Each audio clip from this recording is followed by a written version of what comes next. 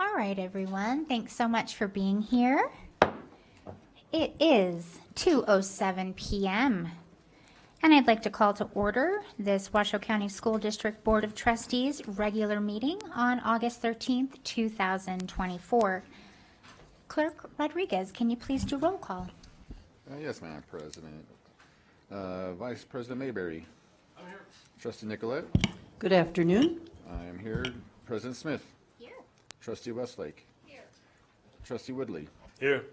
And I believe Trustee Church is absent today, and our new student representative, Annie. Madam President, we got quorum. Thank you, and welcome to Annie Batavia, our new student trustee representing all of our student voice participants. She's a senior at McQueen High School. And more on Annie in the future, and then as she's willing to share. All right, everyone, that closes item 1.02 and brings us now to item 1.03. So this person who will be leading us in the pledge in a moment is our new Deputy Superintendent, which is a role that we're very excited to have with us. She is a lifelong resident of Washoe County, and she's been an educator in our district for over 25 years. She began as a teacher at Pine Middle School and then moved up to being an assistant principal, a dean, and a principal at Westergaard Elementary School, Trainer Middle School, and AACT High School before becoming an area superintendent, also now known as associate chief. She loves spending time at Lake Almanor. She cares so much about this community. She's a very optimistic person, and she absolutely represents the bright light of leadership here in the Washoe County School District. So it is a great honor to welcome, recognize, and celebrate our new Deputy Superintendent, Tiffany McMaster.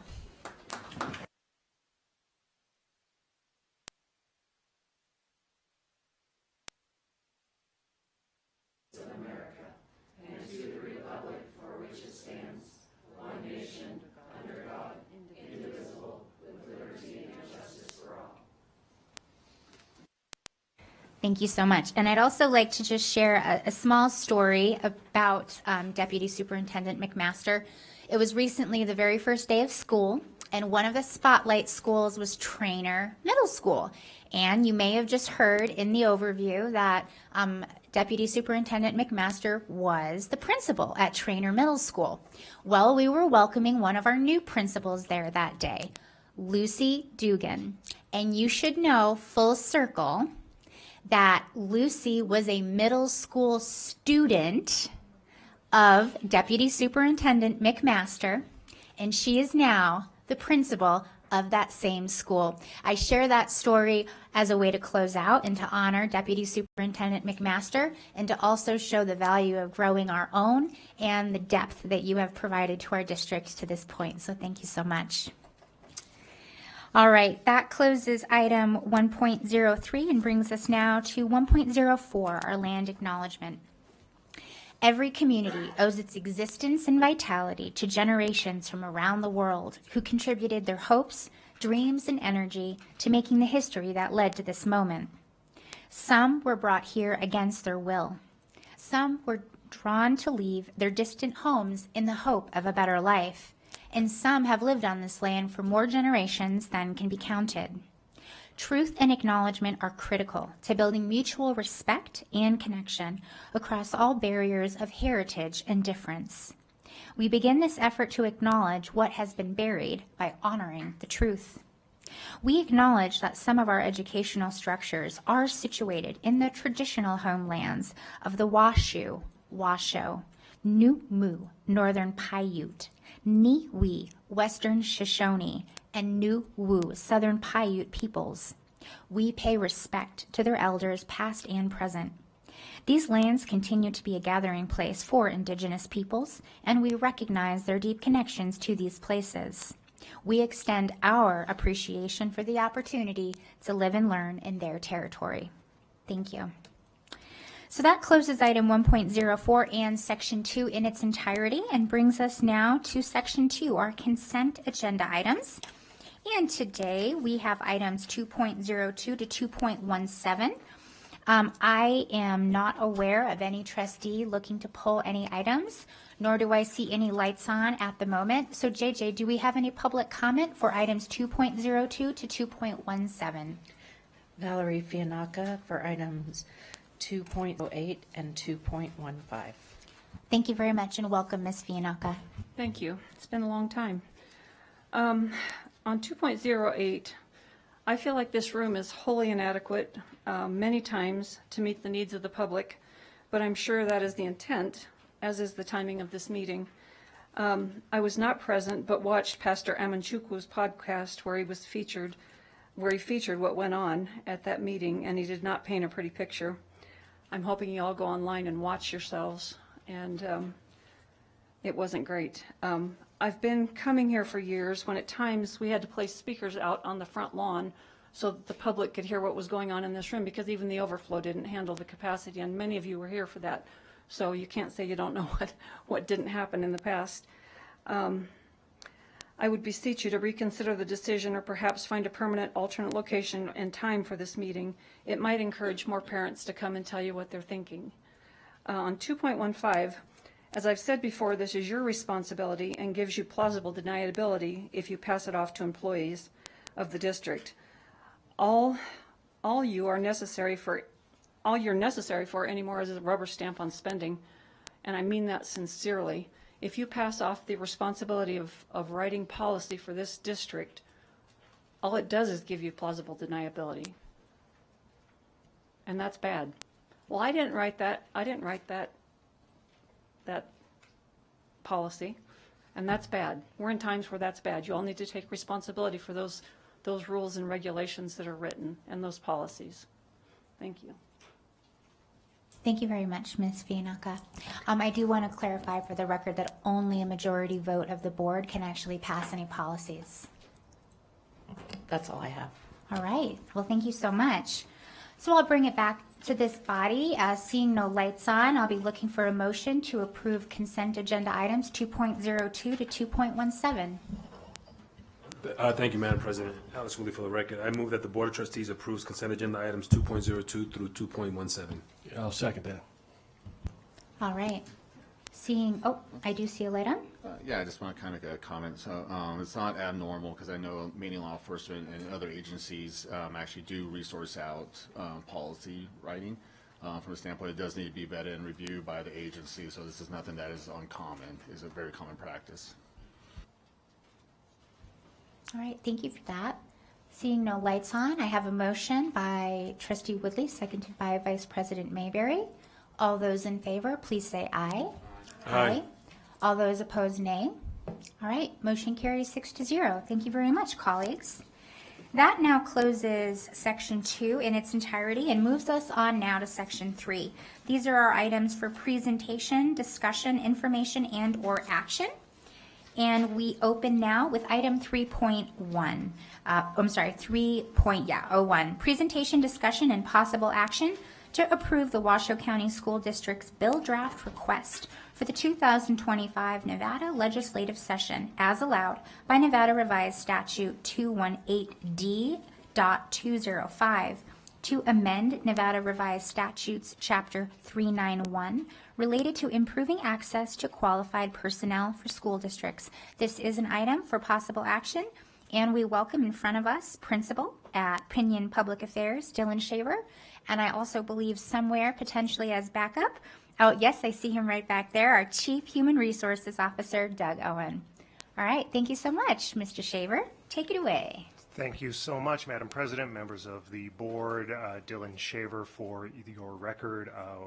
Pleased to be here today to present to you what I am calling the Excellence in Every Hire Act.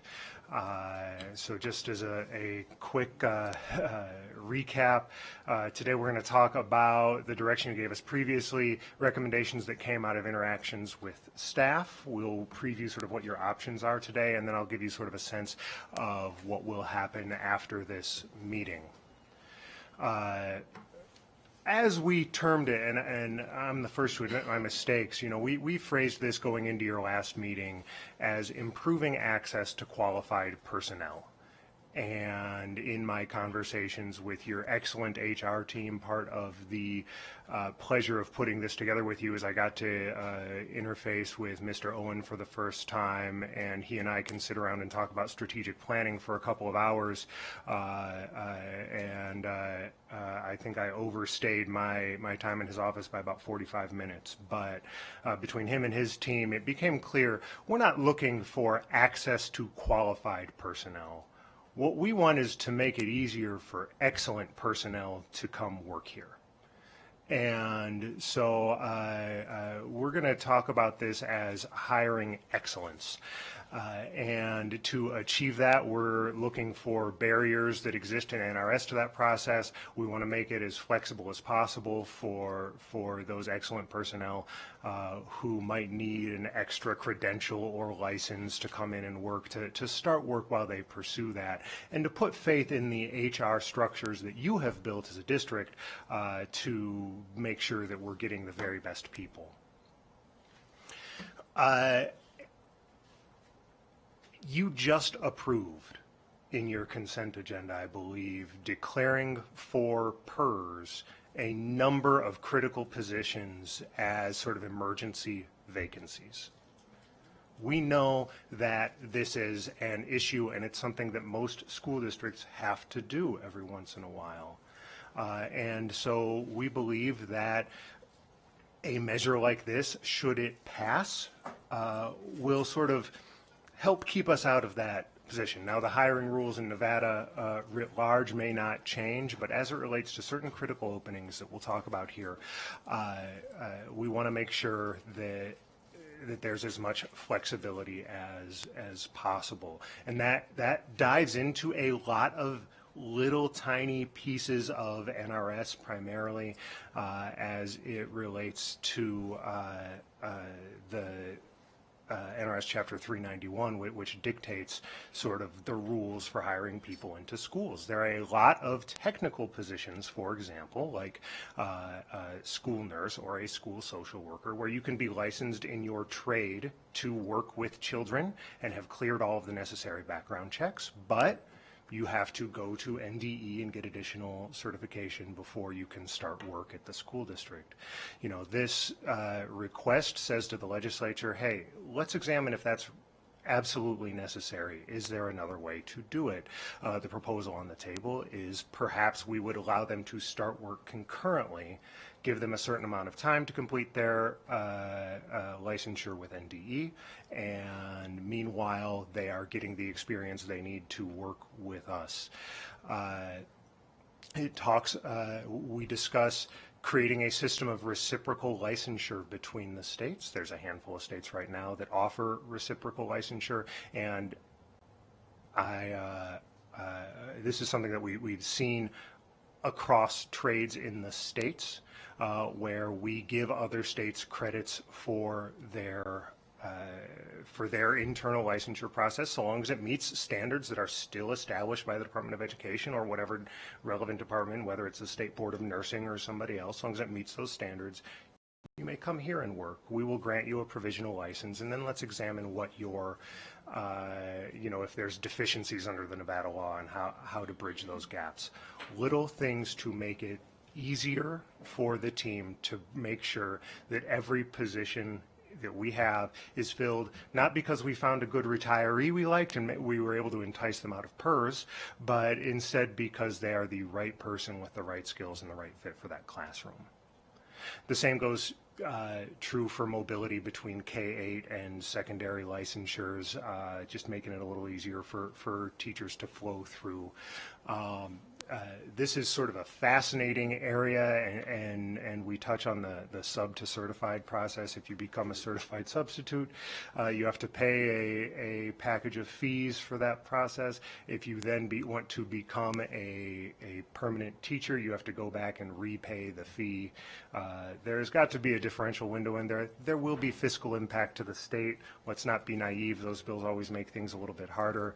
But for our purposes, what we are trying to do is position the school district to be a leader on this discussion and to put as much into this one request as we can to really solve the whole problem. rather than just part of it. This is similar to sort of the work we did on WC1. Some of you may recall my involvement with that. We had several budget options, several holes that could be filled, but they decided, let's propose to the voters that we solve the whole thing. And we're sort of taking a similar approach here. There is a question as well around regulatory certainty for the way we certify CTE educators, career and technical educators. That is currently in the middle of a regulatory process that, frankly, my staff and I are really trying to get to the bottom of and draw a picture of where that might go. So we're not as specific around that, but we believe with your motion and action today that we can sort of make that proposal to LCB and then work it out in the drafting process. The proposal before you is really, the law requires for you to hear the concept of the bill the district would introduce in a public forum. We have requested sort of direction that the superintendent direct me to fill out some paperwork and send it in, and that is of course an option before you, right? Staff recommendation like anything else. Another option might be maybe I didn't cover something in here that you specifically would like included, and you think that we're not going to get to it sort of in our normal course of doing business. You can add that. Maybe there's something in here you didn't like. You can say, hey, I didn't like that CTE thing. Don't worry about that. That is, of course, your option in a motion. You can reject this and ask for something else entirely. I'm not recommending this, but it is an option you have today, and I wanted to preview for you that should that be your action, we have to submit everything on our end to the legislative lawyers by September 1st. So you've got sort of a very tight time frame that we're left with here. And then, of course, you can not submit a bill draft at all. So what happens next? Well, there's a form. We fill out some paperwork, and it allows us to be pretty broad in discussing the topic as outlined for you today. Once that is submitted, and actually really since your last direction, we've reached out to the stakeholders who are at this particular table, in particular, the Department of Education, your bargaining units on the labor side of things, just to make sure that we have as broad a picture of the problem and potential solutions to that problem as is possible, and to make sure that we are approaching this sort of effort with our whole selves. From there, once everything's submitted, we would work with the legislative attorneys to craft language. I want to be very clear.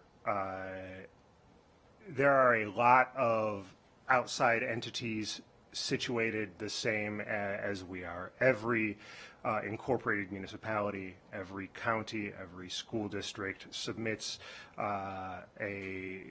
one or even more than one bill draft to the Legislative Council Bureau, and they do that on the 1st, and all those bills must be filed, sort of they call it pre-filing, with the clerks of the appropriate house by November 20th. That does not leave the legislative attorneys a ton of time. So when I say work with LCB to craft language, there will be a couple of emails, maybe one phone call, but in my experience with introducing these sorts of bills in the past, we do not get a very long runway between seeing their proposed language for what we want to do and having to introduce that bill. And I include that sort of as a note here. I've been in the position where literally 3 days prior to that pre-filing deadline, we've had the opportunity to review a bill, and I just have had to make the determination. So what would happen is I get the language back, shop it by the superintendent and some folks on the leadership team. If there is time, in an ideal world, we would make sure that it fulfilled your intent, but more realistically, it's unlikely you'd even have a board meeting from the time we got the language back and the time we had to submit it. And I just want to be very open with you all about that. But a bill, as you know, is introduced is not chiseled into stone and must pass in that form. We have the opportunity to draft amendments coming from our own legal team and our experts in case they didn't get some wording just right, or based on feedback that we get from some of these other stakeholders.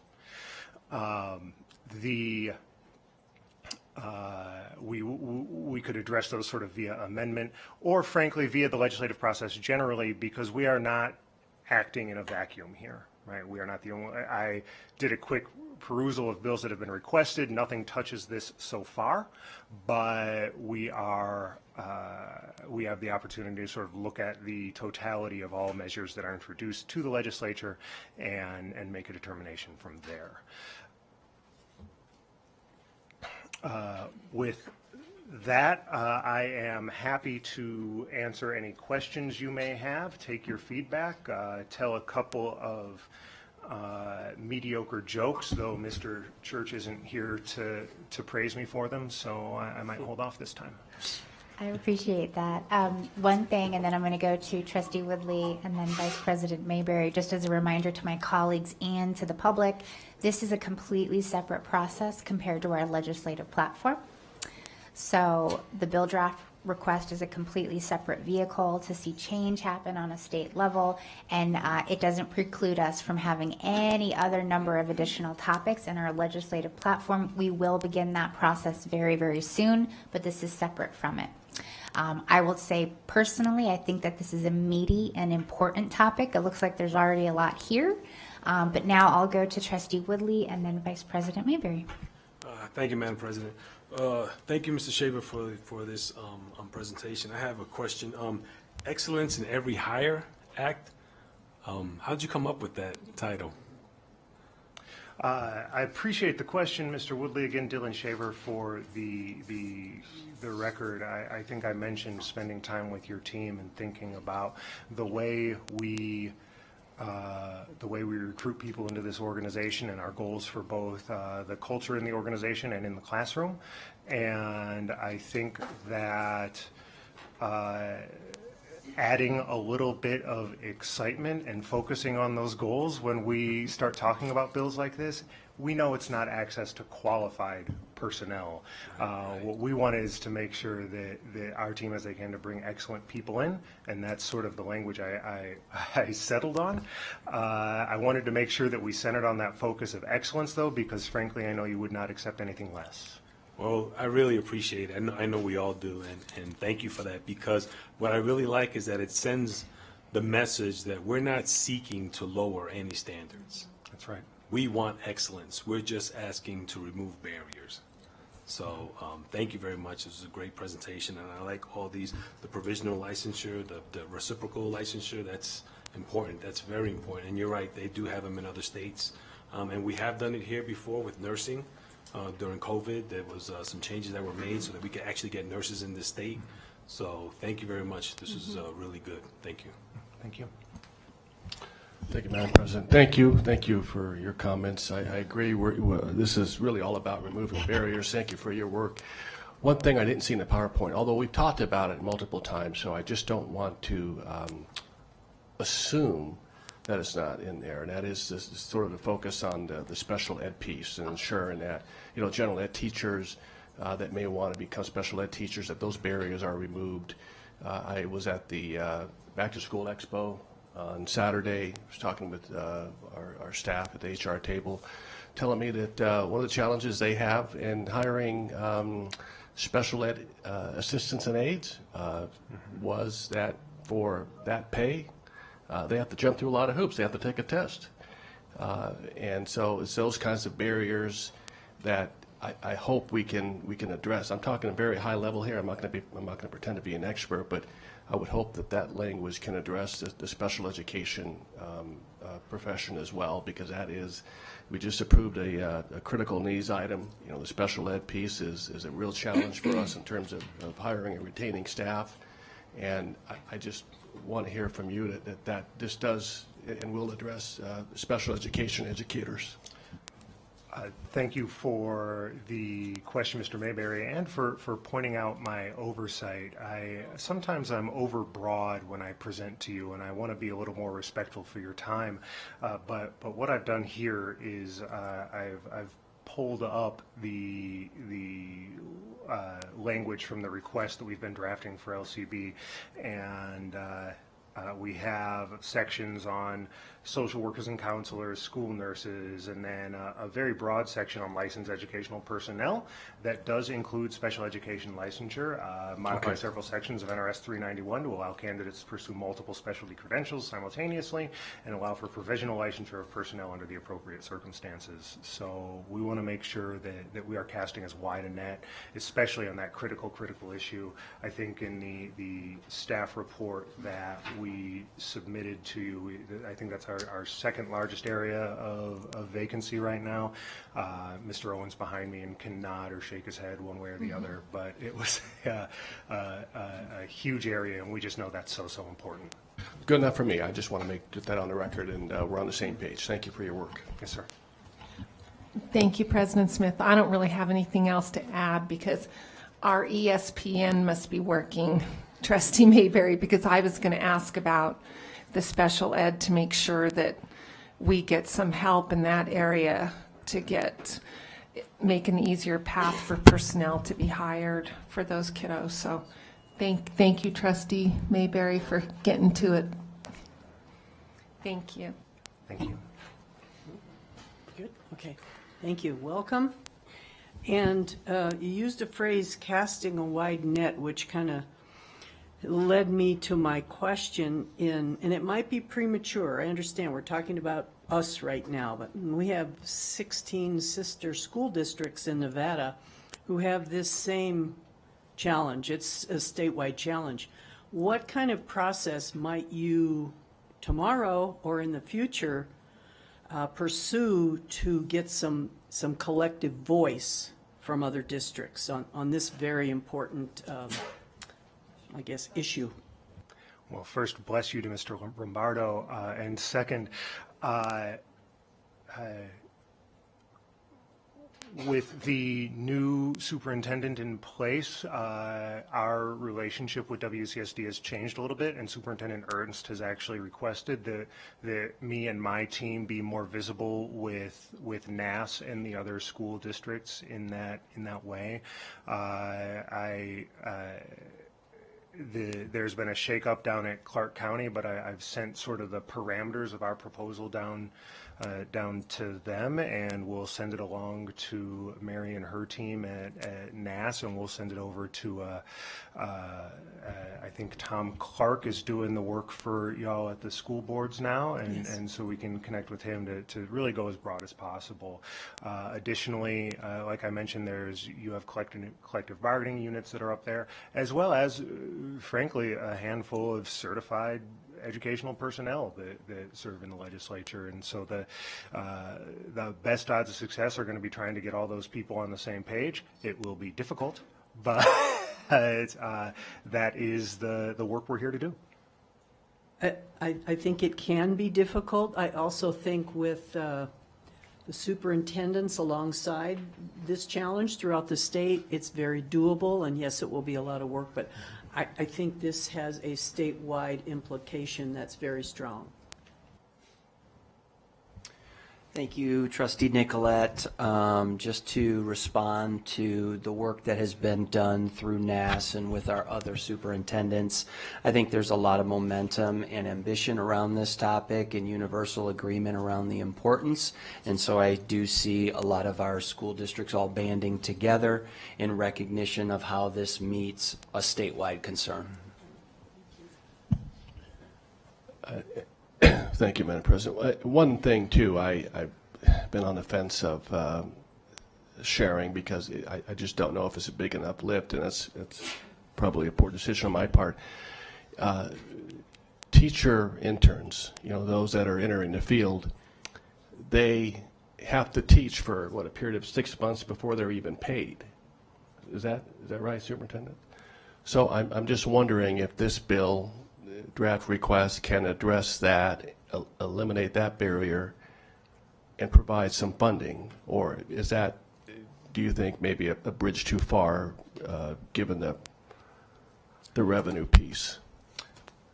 Because I gotta believe there's a lot of folks that don't want to sacrifice 6 months of their of their time on this earth working for free.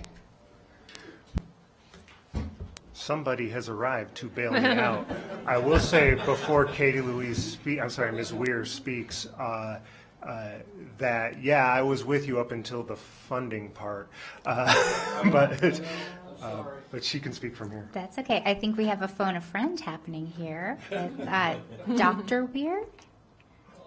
Yes, welcome, Dr. Weir, appearing before this body and our community in her new position within our HR department, and then also as a doctor, having recently received her PhD.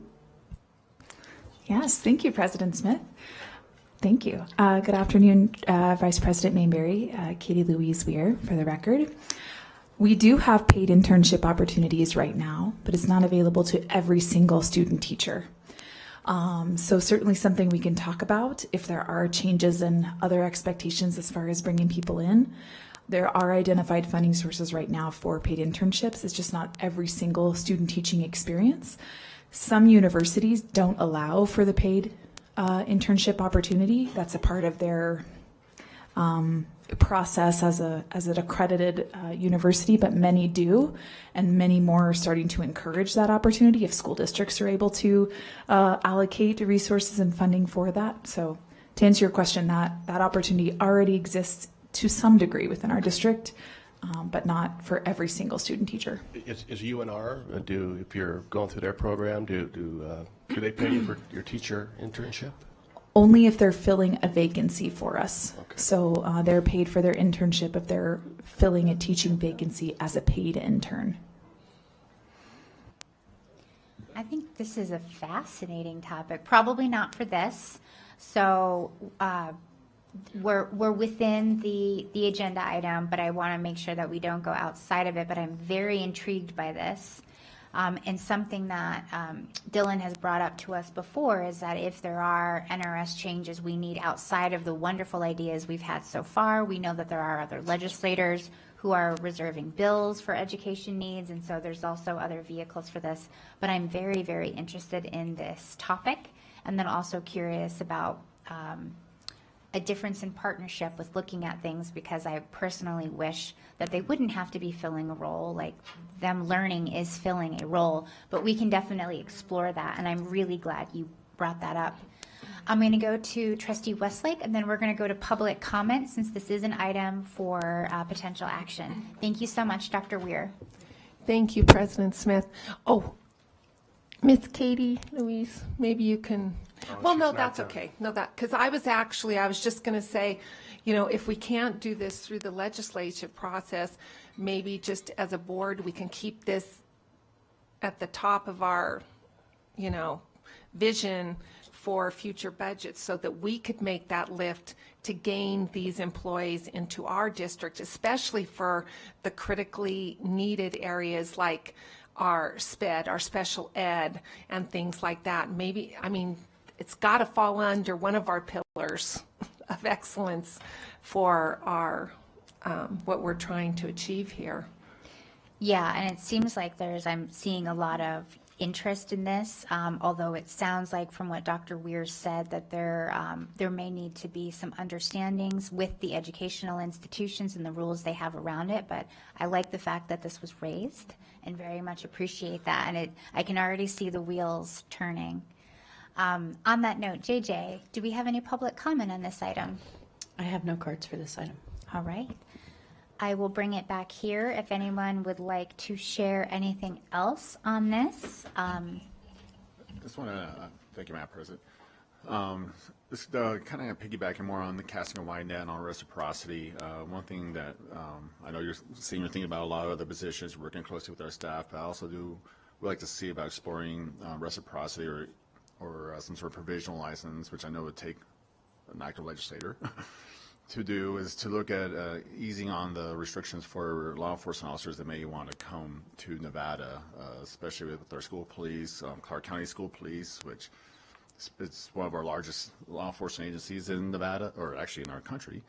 So something to look at as well, especially as it's becoming harder and harder to recruit officers. So maybe those coming out of another state, retired, one maybe, or another retirement might be an option as well. As presented today, I think I would be comfortable talking to Chief Moore and seeing what that could look like, and if there's a way to make it fit in. I think with the motion in front, or that is not yet in front of you, I think we could probably include that, depending on how broad it went, of course. I was just going to make a motion. Okay, then I will in one moment. What I do want to add is that I like the work that's happened here. I'm very, very grateful. We started with a lot of great ideas. I love where we landed. And so my validation for that is that no one so far that we know of has brought this up. We feel confident that there could be interest and ideally support from a lot of different districts and entities within the state. And I know that we wanted to use this one shot as well as we could and hopefully enact change that benefits public education in our entire state. This meets it for all of those areas for me. So I want to say thank you for that. If I may, well, I'd like to say thank you as well. I've been in this business for a while, and long enough to say with certainty that the most difficult client is a client that does not know what they want out of the legislative process. That's a very challenging situation. Mr. Woodley and I have worked on that previously in a separate capacity, but from the moment he took the reins, the superintendent had a sort of clear vision of where he thought our options were and where he could drive the process. The team over in HR, from Mr. Owen on down, have been fantastically supportive, and so I'm hearing a lot of thank yous up here. And what I did was put together a staff report and sit here today, and so I just wanted to make sure that credit went where it belongs. And I wanted to say thank you as a client for being sort of so clear and easy to work with on this issue.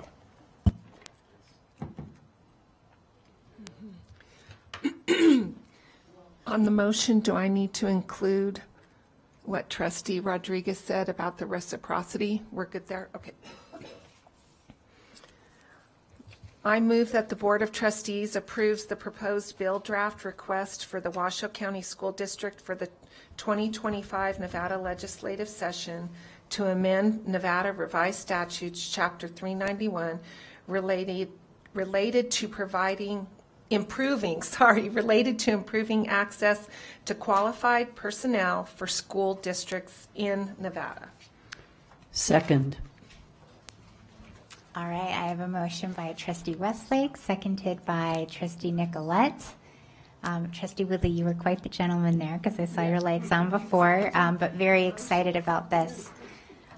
Seeing no lights on that I think are not around discussion for this item. All those in favor, please say aye. Aye. All those opposed, nay. All right, motion carries 6-0. Great teamwork, everyone. I am really excited to see where this goes. Thank you so much for the work Pinion has done, Mr. Shaver, and Superintendent Ernst, and the whole team behind it. So hopefully we can drive some positive change in Nevada. Thank you. All right, so that closes item 3.01, and we will move on now to an exciting item, 3.02. This is the presentation of new school principals for the 2024-25 school year to the Board of Trustees and community. This is an item for presentation only, and we have a rock star lineup. Do I get to welcome everybody? All right, I'm going to go for it. We have our Chief Communications and Community Engagement Officer, Michelle Anderson. We have our Lead Associate Chief of Secondary Education, Lauren Ford. Our Lead Associate Chief for Elementary Education, Dr. Mike Paul. We have our Associate Chief for Elementary Education, Dawn Ignati. We have our Associate Chief for Secondary Education, Melinda Baker. Maybe? Nope. Oh, okay, so she's in the building. And we have our Associate Chief for Elementary Education, Sarah Cunningham. our Associate Chief for Elementary Education, Denise Dufresne, welcome, and our new Associate Chief for Secondary Education, new to this role for the first time in front of this board, Chris Hackbush. All right, take it away. Thank you. All right, good afternoon, President Smith, Superintendent Ernst, and Board of Trustees. I am Mike Paul, Elementary Associate Chief. I am very happy to be able to introduce this item today, 3.02, Introduction of New Principles. And our amazing team of Associate Chiefs are going to help with this item for sure. It is introducing our new and new to building principles that we have on this list. So it is 10 new and new to building principles this year, and we have them in a presentation that you're going to be able to see their pictures and their pictures of their schools today. So, and then we have Michelle Anderson with us as well, that she's going to have a piece at the end also after we get done introducing our 10 new principles to you this year. So with that, we'll go ahead and each of us are going to take turns introducing the principles that we supervise in our areas. I guess I get to control the presentation. So, okay, so we're going to start with our elementary schools. Good afternoon. I'm excited and very, very thrilled to announce John Stern, new principal at George Westergaard Elementary School. I'm excited to introduce Gina Miller, the new principal at Alice Smith Elementary School. Next, we have Joe Pazar, who is returning to Washoe County School District and now is serving the principal at Roger Corbett Elementary. At Alice Maxwell Elementary School, we have Colleen Winter. And a familiar face, we have Gina Curtis, who has served as principal in various roles actually in Washoe County, is back with us as the principal at Incline Elementary School. On to our middle schools. Okay, we've got Kevin Arnold at Billinghurst Middle School. And also mine, Lucy Dugan at Trainer Middle School. And we have Ian Gilbert, the new principal of Swope Middle School. To our high schools. And we have Mr. Jason Maddock, who will be new to AACT this school year. And last but not least. And we have Mr. Mike Nakashima, principal of Reno High School. Okay, and so there are our 10 new and new to building administrators, principals for us this year. Hello, trustees and Superintendent Ernst. So we decided to do something a little bit different this year. Instead of bringing in all the students and staff, we know that's a lot, especially on the second day.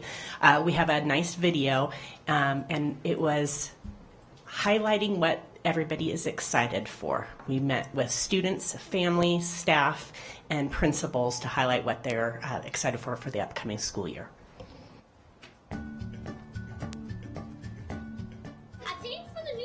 I'm looking forward to like new friends, new experiences, lots of new things. My new teacher. I like how she teaches us because she's like saying it nicely. I really like my friends and teachers. Pues de que le están dando los estudios que ellos necesitan saber y conocer para su futuro. I'm excited to see her grow in this new environment. She's starting middle school. I'm excited for Michelle's class. So we're looking forward to welcoming in our brand new students, especially our incoming sixth graders. It's always just a brand new opportunity for students coming into a really new school from elementary to middle school. Having fun and like helping other people. Learning more math, spending time with my friends and stuff. The most exciting thing for me is this amazing opportunity to create a truly loving, supportive place for our students who need it most. I'm excited that I'm going to get more students this year. Trying new things like getting harder classes and like meeting new people. Knowing that I pushed myself hard during the summer to be able to enjoy my school year. I just got new basketball shoes, so can't wait to wear them. I'm looking for him to have a bigger community of friends and teachers. More than one teacher. He's gonna do full band, we're both in band. I think I wanna play the trombone. I'm gonna do trumpet. Seeing them grow and progress in their education. I don't know what to expect. It's a new year, and I'm heading to middle school now. I hope that everything goes well, and I'm going to try my best. New field trips, and I really want to do decimals. Excited to go back to school and do everything. I feel like it's going to be a good year. It's going to be fun. I am looking forward to first and foremost having our students back. I know our staff has been preparing all summer long. I think we've got a lot of positive momentum that we can build on, and just capitalizing on that momentum and making sure that we're helping meet the needs of every one of our students.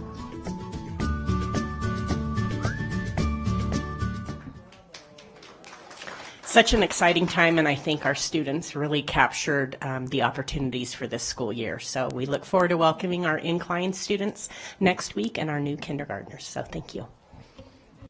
This is so wonderful. I love this. And I was the kind of kid that got excited about decimals too. So this definitely speaks to my heart. So congratulations to our 10 new and new to building principals.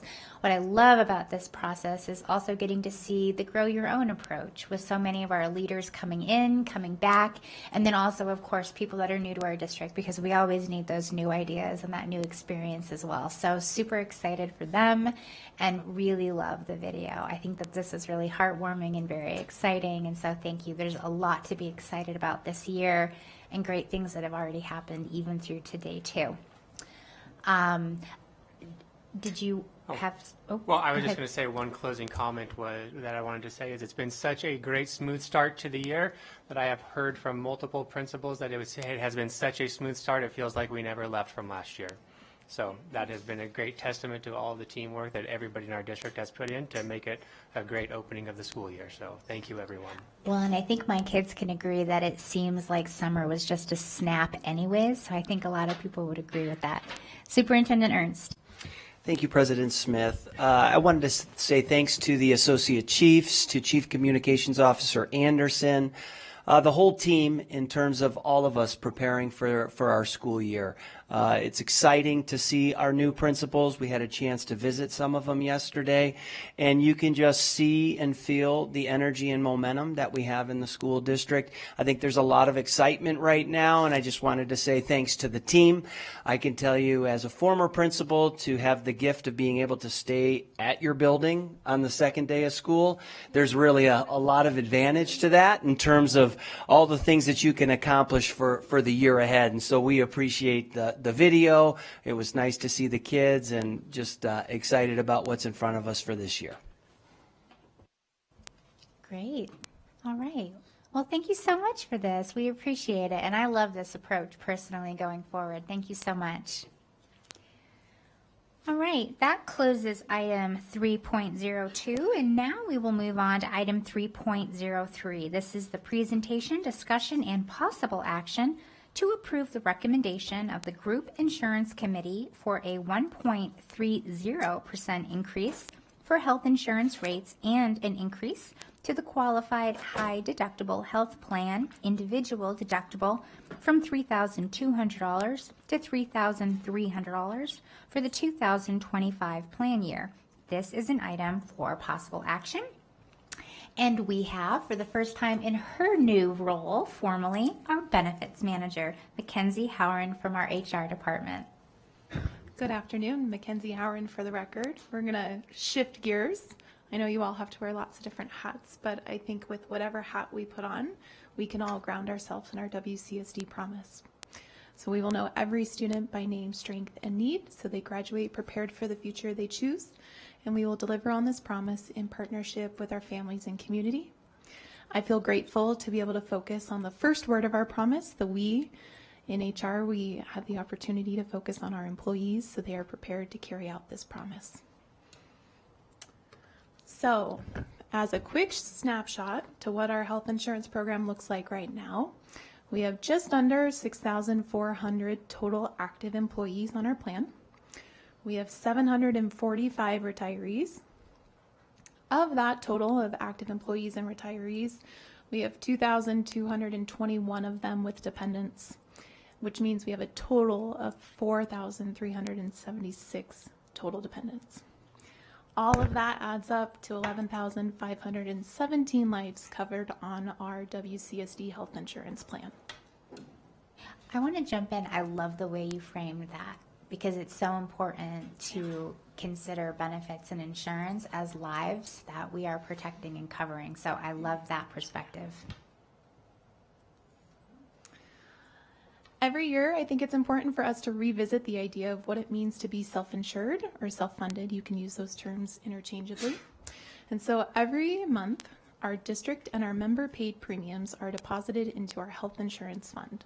And so remember, I like to think of our health insurance fund as our savings account. And so every month, our contributions that are given by WCSD, because we pay for our employees in full, and then any deduction that we take from our employees' paychecks for their dependents are also added to that health insurance fund, that savings account. Once that money is deposited into that health insurance fund, anytime any of our members or their dependents go out and utilize their health insurance, the claims that they use, we pay for out of that health insurance fund, right? We pay for those claims until we reach that $425,000 mark. If a claim reaches that cost, that's when our stop loss insurance kicks in and a different vendor will pay out past that. But it's important to remember that we pay out of that health insurance fund any claim up to $425,000. So every year, it's important for us to work in partnership with our broker and consultant and our business department to look at how much we're spending out of that health insurance fund and what the revenue going into that health insurance fund looks like. When we look at that, we have to discuss if it's important or necessary for us to make a rate increase so we can increase the revenue into that fund, or if we need to make a benefit change, which would decrease the spend out of that fund, right? So in those conversations, it was determined that this upcoming year, starting January 1st of 2025, we would need a 2.57 premium rate increase to cover the costs coming out of our health insurance fund. We brought this recommendation to our group insurance committee. We brought this in May and July, and I commend our group insurance committee for the thorough discussion that they have every time we bring a rate increase to them. Based on their discussion, they've concluded that they would propose a 1.3% rate increase. And Mackenzie, can we stay on that, go back to that? So just to clarify, if I'm doing my math, overall we're going to need 2.57.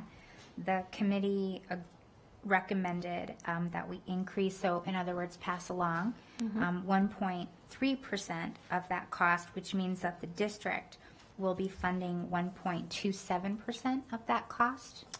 No, so they're actually recommending that we don't go with 2.5, that we only go with 1.3%. Okay. So that would be the increase for both the district and the member. Very good. And can you also remind the board and the public who sits on this group insurance committee? And who are they, the role they play, and I think it's very important for everyone to know that a lot of voices have already been heard before this comes to our body. Yeah, so our group insurance committee is an advisory committee that follows all open meeting laws, and it's made up of all of our unions. So there is a union representation on our group insurance committee from all of the unions that we work with. And I think it's important to note too, we have representation from our retirees as well. So we get voices from everyone in our district. Okay. And so with that, we have decided to move forward with the group insurance committee's recommendation of a 1.3% premium rate increase. And in addition, to keep us in compliance with the IRS, we are recommending that we increase our individual deductible from $3,200 to $3,300. Well, I certainly do not want to anger the IRS. Yeah, we recommend that one. Seeing no lights on for questions, JJ, do we have public comment on this item? I have no cards for this item. All right, I'll bring it back here for questions or potentially for the motion as laid out for item 3.03. Thank you, Madam President. Alex Woodley. I move that the Board of Trustees approves the recommendation of the Group Insurance Committee of a 1.30 increase for health insurance rates and an increase to the qualified high deductible health plan individual deductible from $3,200 to $3,300 for the 2025 plan year. I will second. All right, we have A motion by Trustee Woodley, seconded by Trustee Nicolette. And seeing no lights on for discussion on the motion, all those in favor, please say aye. Aye. All those opposed, nay. All right, motion carries 6-0. Great job, Mackenzie, and congratulations on your promotion. All right, team, that closes item 3.03, and we move on now to item 3.04. This is the presentation, discussion, and possible action to approve the 2024-2025 A major projects for design phase funding for the rebuild of Echo Loader Elementary School, construction phase funding for a new elementary school in the Silver Dollar area of Stead, and construction phase funding for phase 3 of the Ghetto Transportation Yard rebuild for a total amount of $60,358,259 as recommended by the Capital Funding Protection Committee. This is an item for possible action, and we have in front of us our Chief Facilities Management Officer, Tammy Zimmerman. Thank you, President Smith. I'm happy to be here to present the 2024-2025 A Major Projects Program. So we'll first start off with the Stead Area Elementary School. Construction or design phase funding was approved for this. This is construction phase funding. It is going to model our elementary school prototypes, which is similar to Pulikitas, but we're going to add 2 additional classrooms to help take on the projected enrollment that we have out there at in the Stead area. This will go to zoning in the fall, so we will see possibly some zoning changes with that, but we're adding a couple classrooms on just to make sure we have enough capacity. It is a site adapt for the property that we own out there in what we'd call the Silver Dollar development. So this is a rendering of what colors we've chosen for the exterior, so it'll look very, very similar to this. The funding request, I want to show you some past projects. We do a third-party estimate with Cummings Group for this, so we have a pretty good idea with some contingencies built on there. If you'll see, the last one we bid was Jaywood Raw, which was in 2021. So it's 2024, so it's going to be a little bit more expensive. We have added some contingencies on there, but those are our typical buckets of construction, professional services, and FF&E for $52.3 million. The schedule, we're anticipating putting that out to bid in September, awarding in October of this year, and construction starting in November so we can get ahead of the winter in that. We anticipate substantial completion in May of 2026 with an opening in August of 2026 for that school. The next one I want to talk about is Echo Loader Elementary School. It's an on-site construction. This is for design funding. For this, we did a conceptual design funding approval in February. We did conceptual design on that soccer field that's to the east of the existing school. We know it fits with the conceptual design that we have. This is an adaptation of our elementary design as well, but we're going to add an additional 4 classrooms to this one to help make sure that we have enough capacity when we do some consolidations in that area. This is a design funding request. Here are our design funds that we use that funding for, services on the side, which are architectural, geotechnical, roofing consultant, etc. We also have historical design fees that you can see. We typically give money back, but this, because it is larger, we want to make sure that we have enough design phase funding to do all of that. So that request is for $4 million. We'll do design September 2024 through June. We'll hard bid from June until August in 2025 and start construction in September. We anticipate completion in May of 2027 with the building. We'll open the school in August of 2027, and then we'll go back and we'll demolish the existing Echo Loader and do the fields and be completed by December of 2027. Central Transportation is the next one. This is construction funding request number 2. We've been to you guys and capital funding when we have received funding request number 1 approval. We did put that out to bid. We had some issues with the bid. We determined it was in our best interest to cancel that, so we canceled it, and we're back to putting it back together as one project, which is really nice to have one contractor on site doing all of that. So on the right-hand side, you'll see phase 1 and 2, which is fully funded in that initial request that you guys have already approved. Phase 3 is on the left-hand side. That is where we would be putting the additional parking and demolishing the existing building. So this is kind of a tally for you. Phase 1 and 2, those are our estimates based off of what we know now. And then Phase 3 is an estimate from our third-party consultant for the construction of that with professional services and FF&E. So we've tallied all of that in the total, right? Come up with a subtotal. We put a contingency on there because we're going to be bidding it again. And then we subtract the funding that you guys have already approved of $45.5 million to come up with $4 million request for that. So we'd like to bid this in September after we get STED out of the way so we're not competing with ourselves. Construction starting in January by the time we award that contract, because we'll have to be back to the board to award that contract. New building complete in April of 2026, and then Phase 3, which is the bus parking, would be October of 2026 with this new schedule. We've been working with transportation, we've been doing logistics, so that's all planned. So we'll be back to you guys for hopefully the construction contract approval in December of 2024. This is our historic tally sheet for all of our major projects. In the green is what we're asking for today. It's got all the totals on there. It's got all the check marks with what's completed and total committed and total used. So for the 2024-2025 A major project program, we're asking $60,358,259 be approved.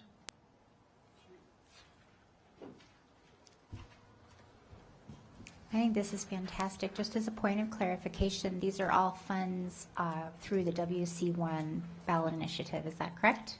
They're WC1 bond programs, bond proceeds as well, but they're all in the CIP that was approved in April. I think this is wonderful. I mean, this is exactly what the community asked for when they passed WC1 back in 2016. And personally, as the trustee overseeing Echo Loader, and I'd love to hear from our board members that also oversee the STED area, the fact that we're now moving into a chapter where we're focusing on established schools and neighborhoods that exist and elevating their learning environment is absolutely fantastic. I'm so glad to see that and really, really excited for all of these groundbreakings and ribbon cuttings to come. Trustee Westlake. Thank you, President Smith. I might be getting too nitty-gritty here, Tammy, but so we're adding 2 classrooms for the STED and for the other school. Are those rooms taking into account pre-K classrooms? Because I know we're trying to build our pre-K program, and if so, that should probably be enough if they're already in the tally. But if not, and we're thinking the area is going to grow, that's going to mean maybe hopefully more little kiddos that if we do a pre-K there, we would need the rooms. All of our enrollment projections and what we thought about through this include pre-K. Awesome, thank you. I love it. All right. Ooh, I will go to Vice President Mayberry and Trustee Woodley, and then we'll go to public comment. Thank you, Madam President. Yeah, I mean, it really can't not turn down new schools. So this is good stuff. I'm curious about this STED. If you could just bring some clarity to the Silver Dollar area, and even the Echo Loader redesign, all consistent with the recent facility modernization plan. Can you just bring some clarity on how that fits into that puzzle? So that's correct. Those are ranked in that facility modernization plan. STED is the #1 elementary school out of that, and then Echo Loader is the next one. So we're following the plan that we have set up. The team has that roadmap and is sticking to it. And that's a great point, because when we did the facilities modernization plan and the facilities team recommended that we do such a thorough approach, we always told this board and the community we will come back with every single project to make sure that it's done, and this is exactly what we're doing. So I appreciate that. Promises made, promises kept. Trustee Woodley. Thank you, Madam President. I just want to state I'm really happy to see Echo Loader. In my daytime job, we identify certain neighborhoods and we put a lot of resources there, and we do actual walks in the neighborhood. In Yorie Park, in Yorie, that street, that area, we were there recently, and I was very excited to share with my colleagues that the school will be rebuilt So I'm happy to see us make that investment in that neighborhood and in for the demographics that live in that neighborhood and for the kids. So this is a really good thing. I really feel excited and very positive and happy to vote on this. Thank you. Thank you very much. All right, JJ, do we have any public comment on this item? I have no cards for this item. All right, I'll bring it back to this body for additional questions or a motion. Clerk Rodriguez. Thank you, Madam President. I do want to make a statement that I'm very happy to see how far we've come and all the work that was taking place in the community involvement, and especially for the Stead area. I know that's a community that often feels underheard and underrepresented, and I see that we're committed in that area, especially the new O'Brien Middle School, the Michael Innes Keep, and these schools coming as well. So with that, I am happy to make a motion. I move that the Board of Trustees approves the 2024-2025 major projects program in the amount of $60,358,259 for the projects throughout the district, as recommended by the Capital Funding Protection Committee. Second that. All right, we have a motion by Clerk Rodriguez and a second by Vice President Mayberry. Seeing no lights on, all those in favor, please say aye. Aye. All those opposed, nay. All right, motion carries 6-0. Thank you so much, colleagues. We're doing great. All right, team. So we are down to one additional item here in Section 3, and I do expect that this will be a substantive conversation. So I am going to go ahead now at 3:13 p.m. I will call a recess, and we will rejoin around 3:30 p.m. Thank you.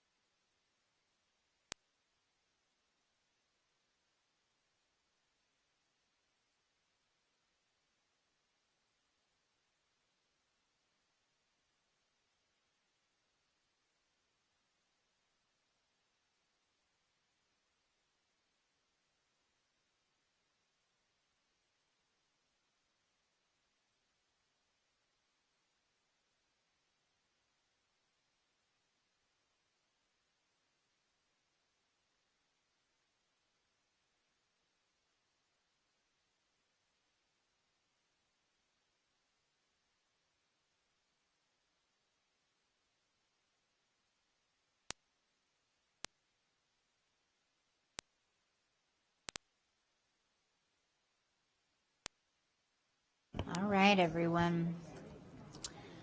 All right, let's get ready to go. It is 3:35 p.m.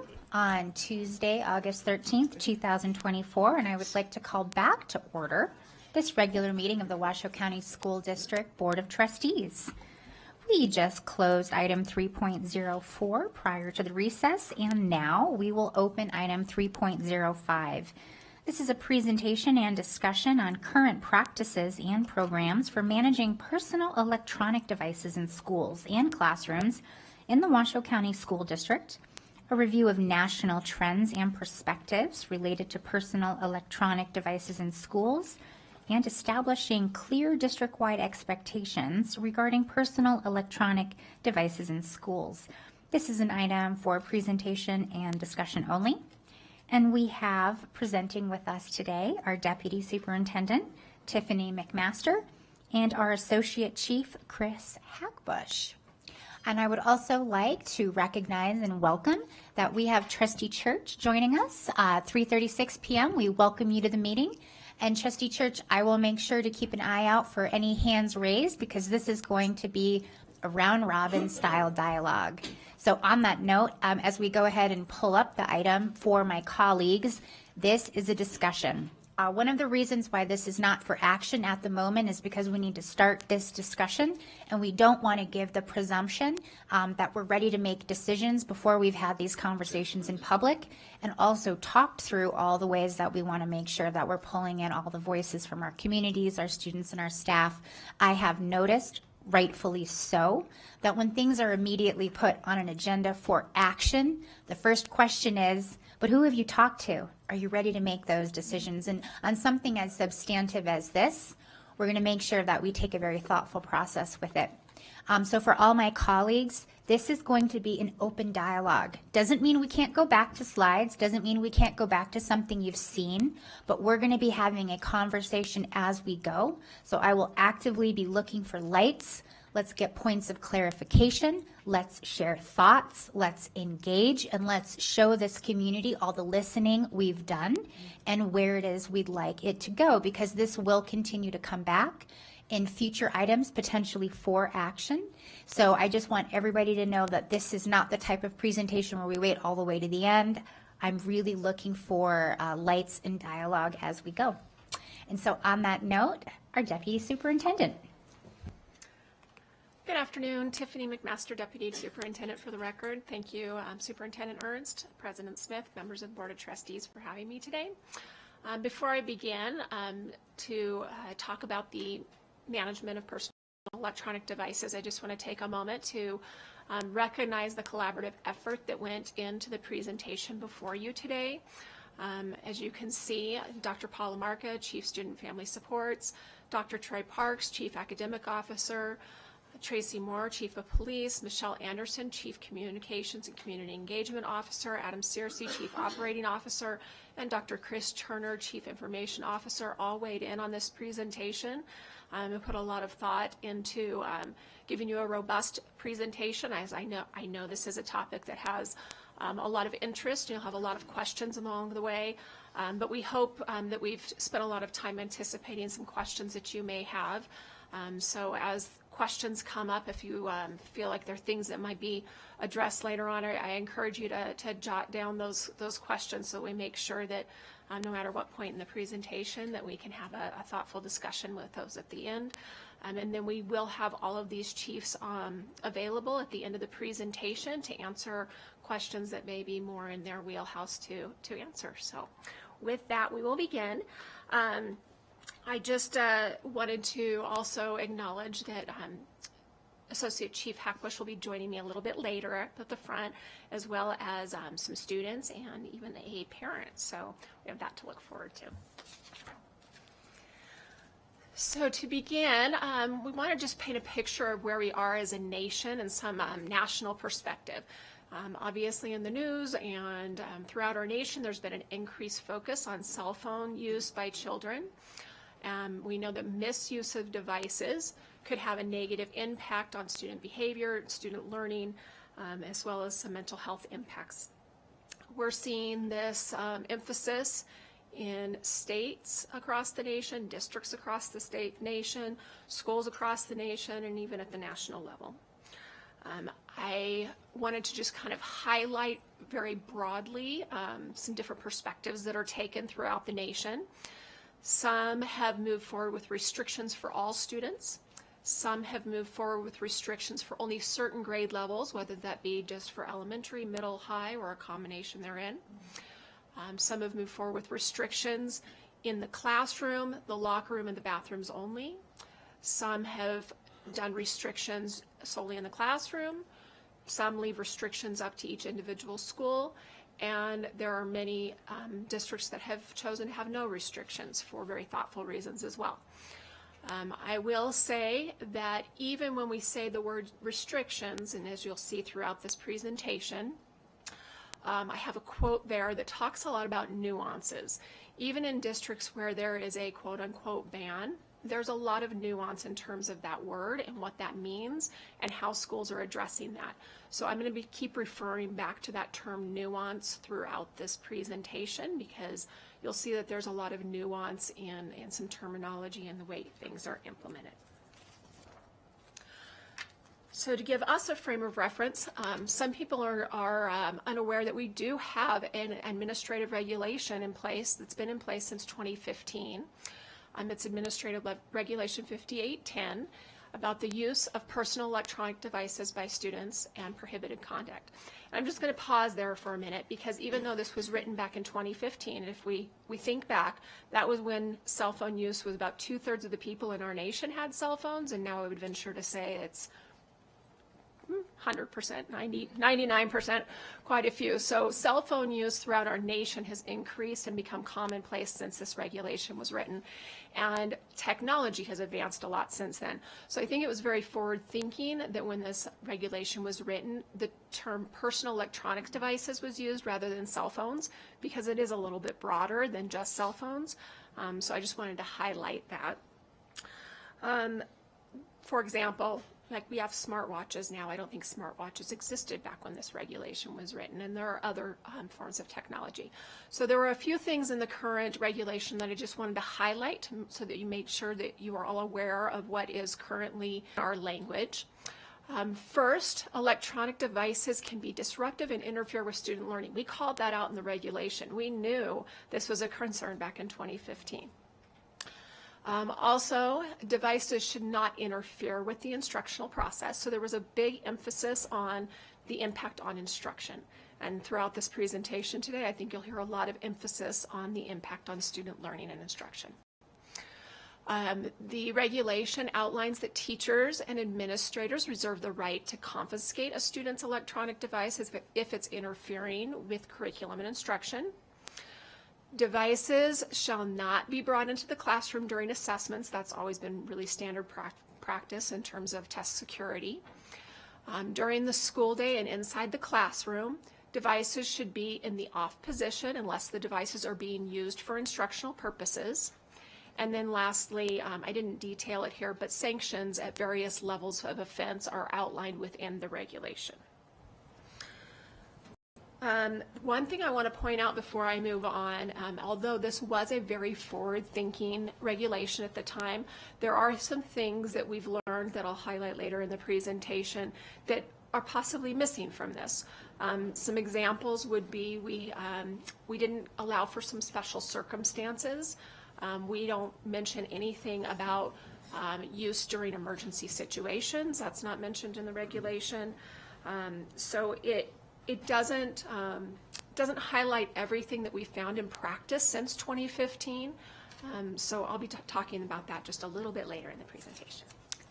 Thank you. And Deputy Superintendent, I'd like to welcome our Chief Legal Counsel, Neil Rombardo, to join the conversation so that we can share with everyone and the public the role that admin regulations have, how they're formed, and at whose direction they're created. Thank you, President Smith. So all administrative regulations are attached to a board policy. This one is attached to student behavior, was attached to student discipline, but the regulation is the how. It's how the superintendent is going to carry out the policies of the Board of Trustees.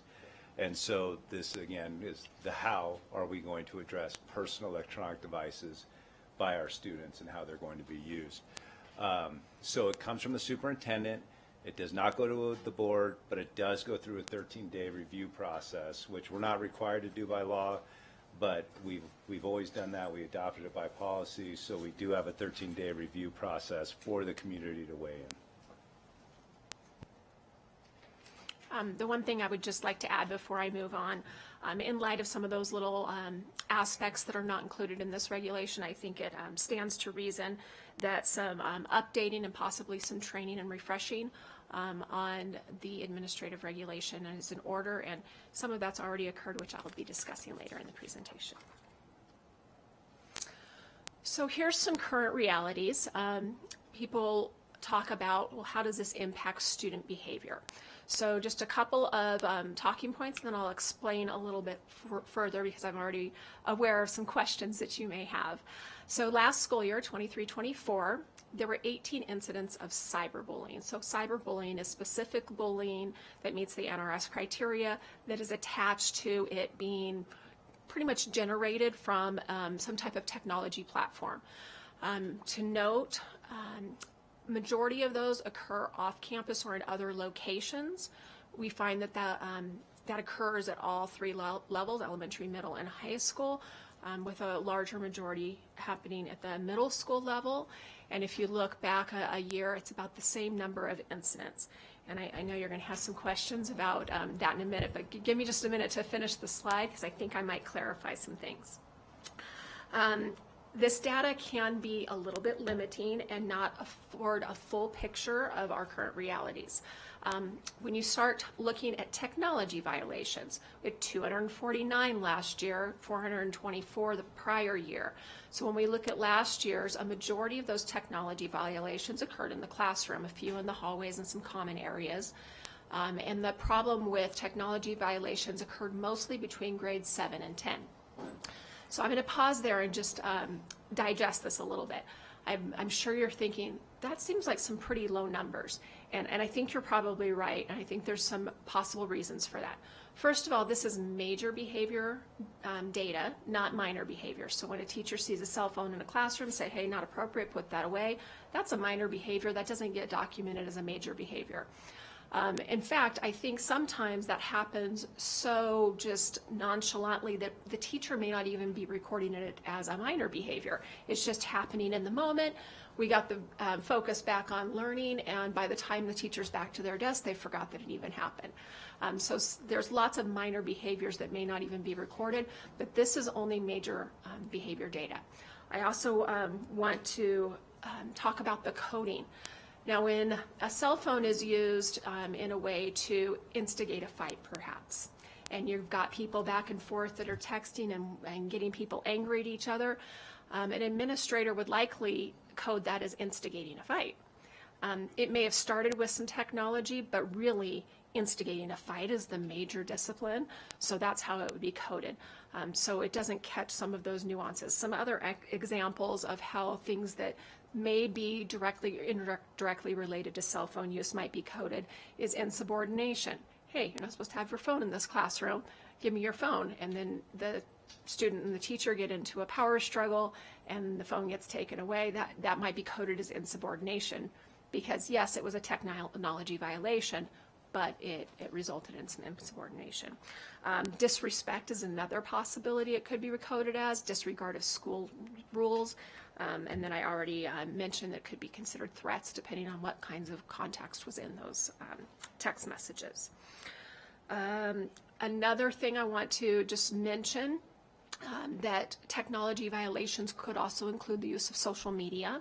So that's not necessarily the technology itself, but it's the internet platform and how that's being used.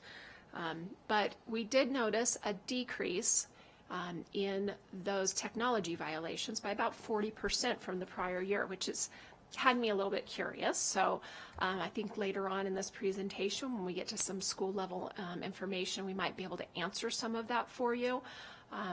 But definitely had me curious. So yes, this is the data I'm bringing forward to you, but I fully acknowledge it may not paint the full picture because it's complex and multi-layered.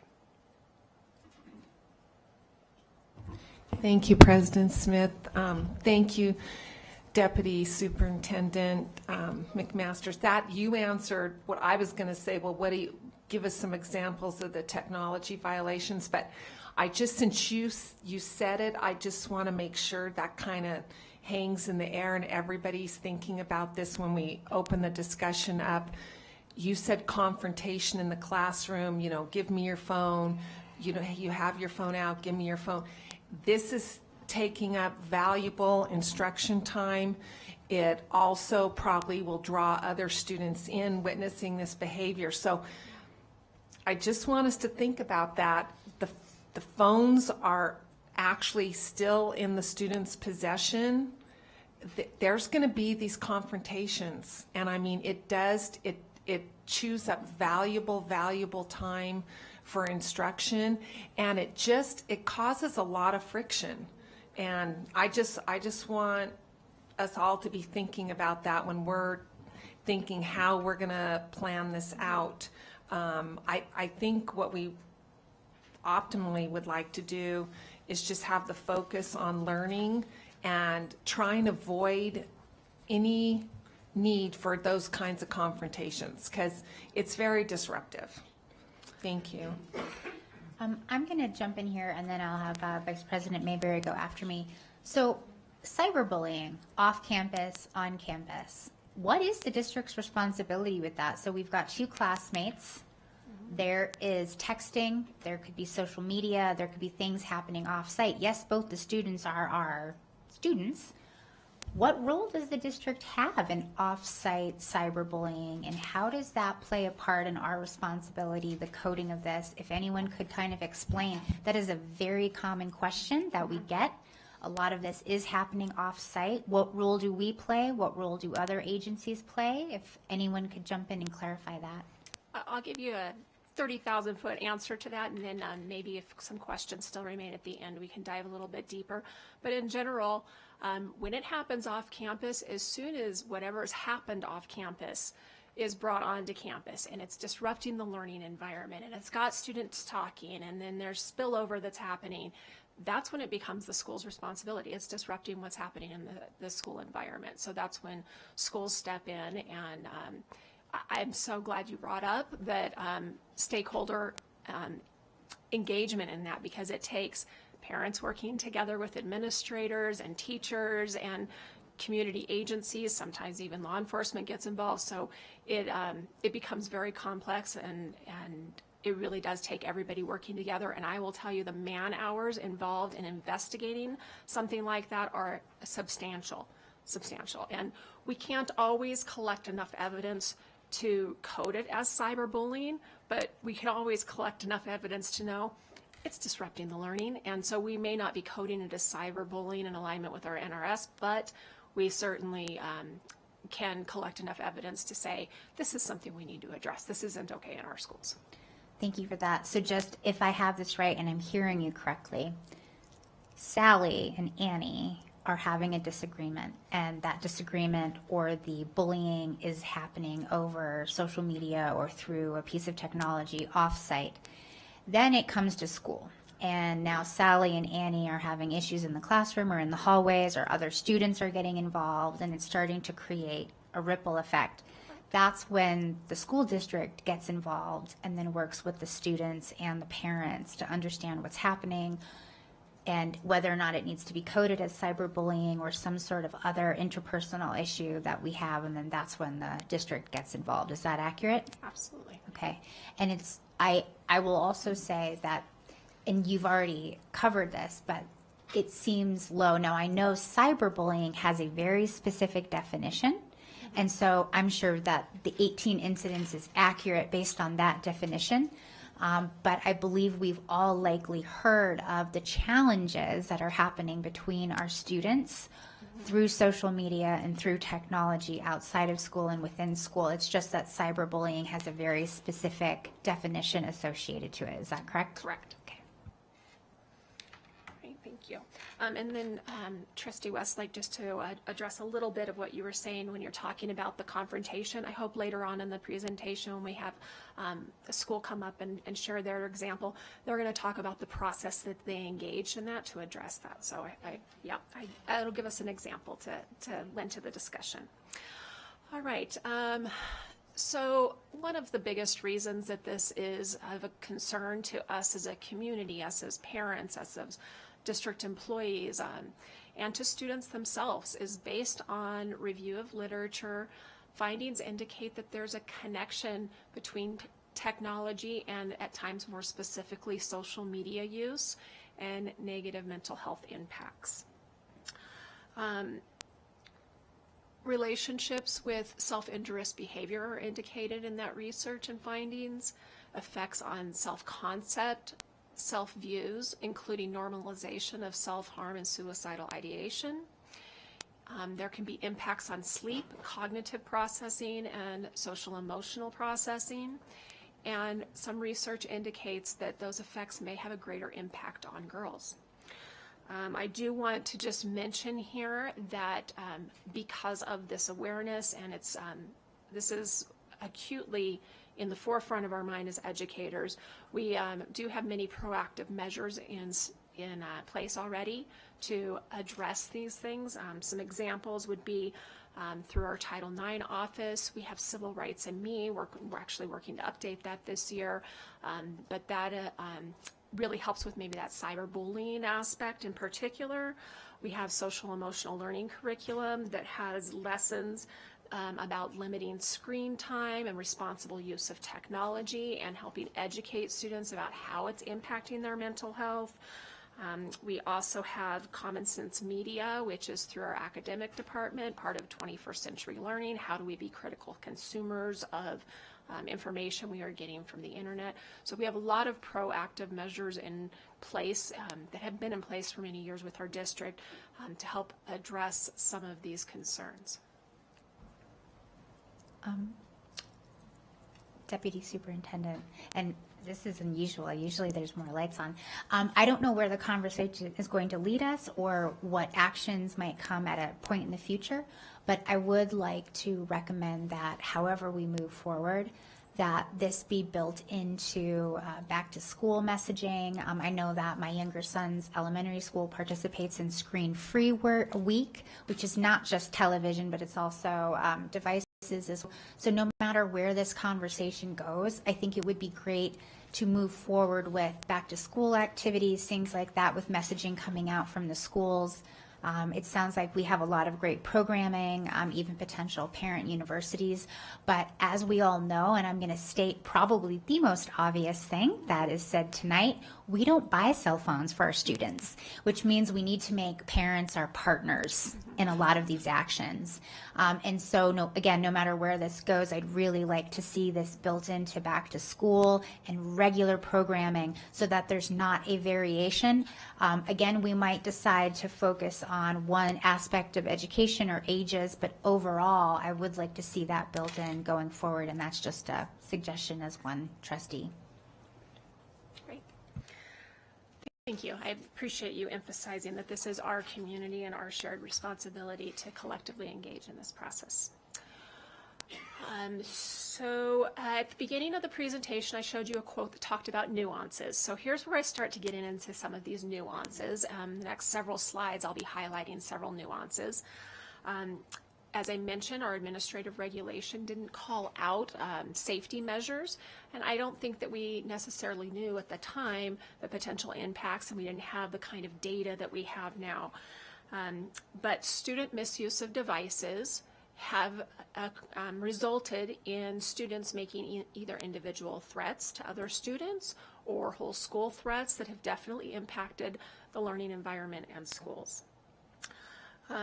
Sometimes those threats can take an extended amount of time to investigate and often involve school police engaging in that work. It can take a lot of time to get down to the bottom of things to ensure safety. So that's just something to highlight. And then when we start thinking about emergency response to schools and emergency situations, lockdowns, things like that, Chief Moore definitely can talk to you about some of these details. However, like, these are the nuances that we need to just be really thoughtful about when we develop practices. So devices that can interfere with emergency response. So examples would be they can interfere with directions. So if school staff is trying to give students directions about what to do in an emergency situation or an emergency drill, if they're using their electronic device and it's giving different information, it can cause confusion and possibly delay the process. There's a risk of overloading the cell phone system. This has occurred in some emergency situations. If we have lots of people on site trying to call, we also have other people calling, and emergency personnel is trying to communicate through cell phone technology. It can overload our system. It can impede public safety response. So to further clarify that, so it can accelerate parent and community arrival on the scene of a potential emergency. So they could be coming into an emergency situation and putting themselves in an unsafe situation, or the school could be attempting to evacuate students and get them out as we have parents arriving, and it just causes a lot of confusion and slows down the process. And then lastly, it could accelerate the spread of misinformation. We've had many times when we've had like a code red drill happening, and we've had students text out, "We're in a code red," to their parents, and then parents are afraid that their child's in a code red, and it was a drill to begin with. So that misinformation has then led to a lot of emergency response that was for a drill. So those are just a couple of examples, and I would encourage you, if you have a lot of specific questions on this, at the end, Chief Moore will certainly be more knowledgeable about answering them than I will. But that's kind of just an overview of why safety concerns need to be thought through and addressed in policies. All right, if we can go back to that one. Oh, sorry. I'll wait for Chief Moore for more specific things, but one example of this that we saw just last school year, who remembers the incident that I believe originated out of Florida, found its way across the entire nation, and resulted in potentially the single day with the most non-attendance outside of contingency days, potentially. And again, that was an example of that. And so a lot of people lived through that. A lot of community members remember the fear from that, and that's just an illustration of what you're pointing out right now. Well, let me just pile on that and bring it home. Had a lockdown last year, and maybe the year before. Time has flown so fast. But this is my own children. Code red, image of a law enforcement officer with an automatic weapon in front of the school, and that was circulated. I got it, but it was a hoax. So that ties directly into accelerating the spread of misinformation, rumors, and fears. So it's real. Mm-hmm. Thank you. Thank you. I would like us at this point to kind of shift our thinking just a little bit, if we can. We see students a lot. I would like us to frame this in adults. I do not believe that this is a student problem. I believe that this is a group of individuals in our schools and around our schools, and even think of the workplace. How often have you gone to a workplace and waited for the person who's going to help you to get off their cell phone? So I would really like us to focus on this as being a human situation that we all need to work on. Yes, we're here to educate our students. We're here to support them. But we need to concentrate on adults as well. Thank you. So diving on, I apologize. No, thank you, Madam President. Sorry, I actually got I'm going to be honest, I'm really on the fence with all this. I've been pretty vocal with my friends and colleagues here. I'm not 100% sold on this. So with that, I do have a few questions up to this point, because I've been just, what questions do I really have? I'm going to push out. I got a lot of them. It sounds like some of the things that you're pointing out is things that we as a district can be doing better, such as the code red drills. We need to let our parents and their guardians know that this is what's happening, so that, you know, when little Timmy says, hey, there's a code red, parents know that this is a drill. You know, like, yeah, we know about it, we just got a notification about it 5 minutes ago. You know, so there is no, real risk there. Holding students accountable. I mean, we could go back several slides and talk about the distractions, the bullying, the fighting. That is stuff that we as a district should be taken accountable and hold our students accountable as. So I see all this stuff. Is it really the cell phone, or is it really the student into action? So I do have those questions. And again, these rumors, I mean, this is not stuff that just takes place in school, as we're talking about. This is bullying and stuff that happens outside of school.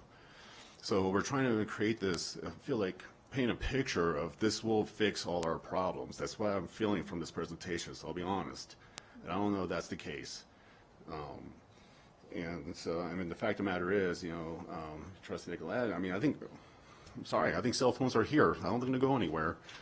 So can we, like, promote this healthy environment on how and when it's appropriate to use cell phones, which I will agree with that. There are plenty of adults that don't know that. But again, I also think that's a parenting issue, society issue, and that is something that we could teach our students personally.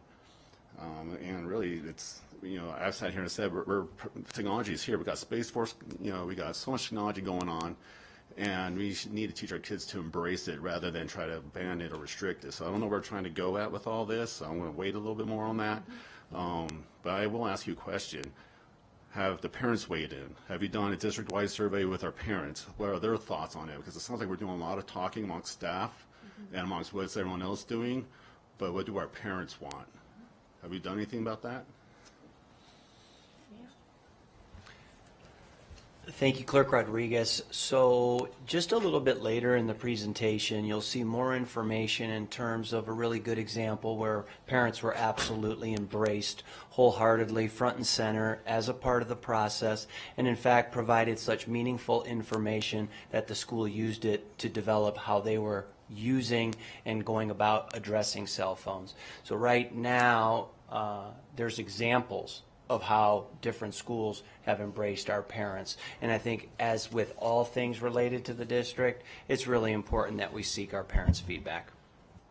And looking through the PowerPoint, I do see some future steps, and that was one thing that I didn't see here. So if this is proposed to staff again or proposed to the board again, I just, as one trustee, would definitely want to see that tangible survey that's done by our community, and not just parents, but staff and our students as well. I know we've done that in the past. So any feedback on that? Absolutely. So when you see the presentation a little bit later, we actually do have a parent that's going to be speaking about that. But you're right, it is very complex and it's very nuanced, and things evolve quicker than we can even think. And so I hope that as things progress, you start to understand that where we're successful is when we engage in a process, and essential to that process is stakeholder input, which of course parents are essential, but also students are essential to have their voice in this. When we talk about things like students being insubordinate and refusing, when we start peeling back the layers and finding out why and listening to students, we learn a lot. So yeah, we definitely need to make sure that we are talking, and at the schools that have very successful implementation, it's when they engage their stakeholders and their parents in that thoughtful discussion. I have a couple of examples later on that I'll share with you. And then I'm also going to share with you some missteps that have happened along the way across the nation. And you'll also, many of those missteps occur when you don't take the time to get input. So, thank you. All right. Really quick, before we continue, since we can't see him on screen, I just want to make sure that we take a brief pause to make sure that Trustee Church doesn't want to join or doesn't have any questions up to this point. I do, actually. Thank you very much. Basically, the slide on the mental health was telling. That's what Mr. Eppolito and his organization's been talking about for a long, long time. However, as you mentioned, Madam President, we can't control what the kids look at or do on their cell phones when they're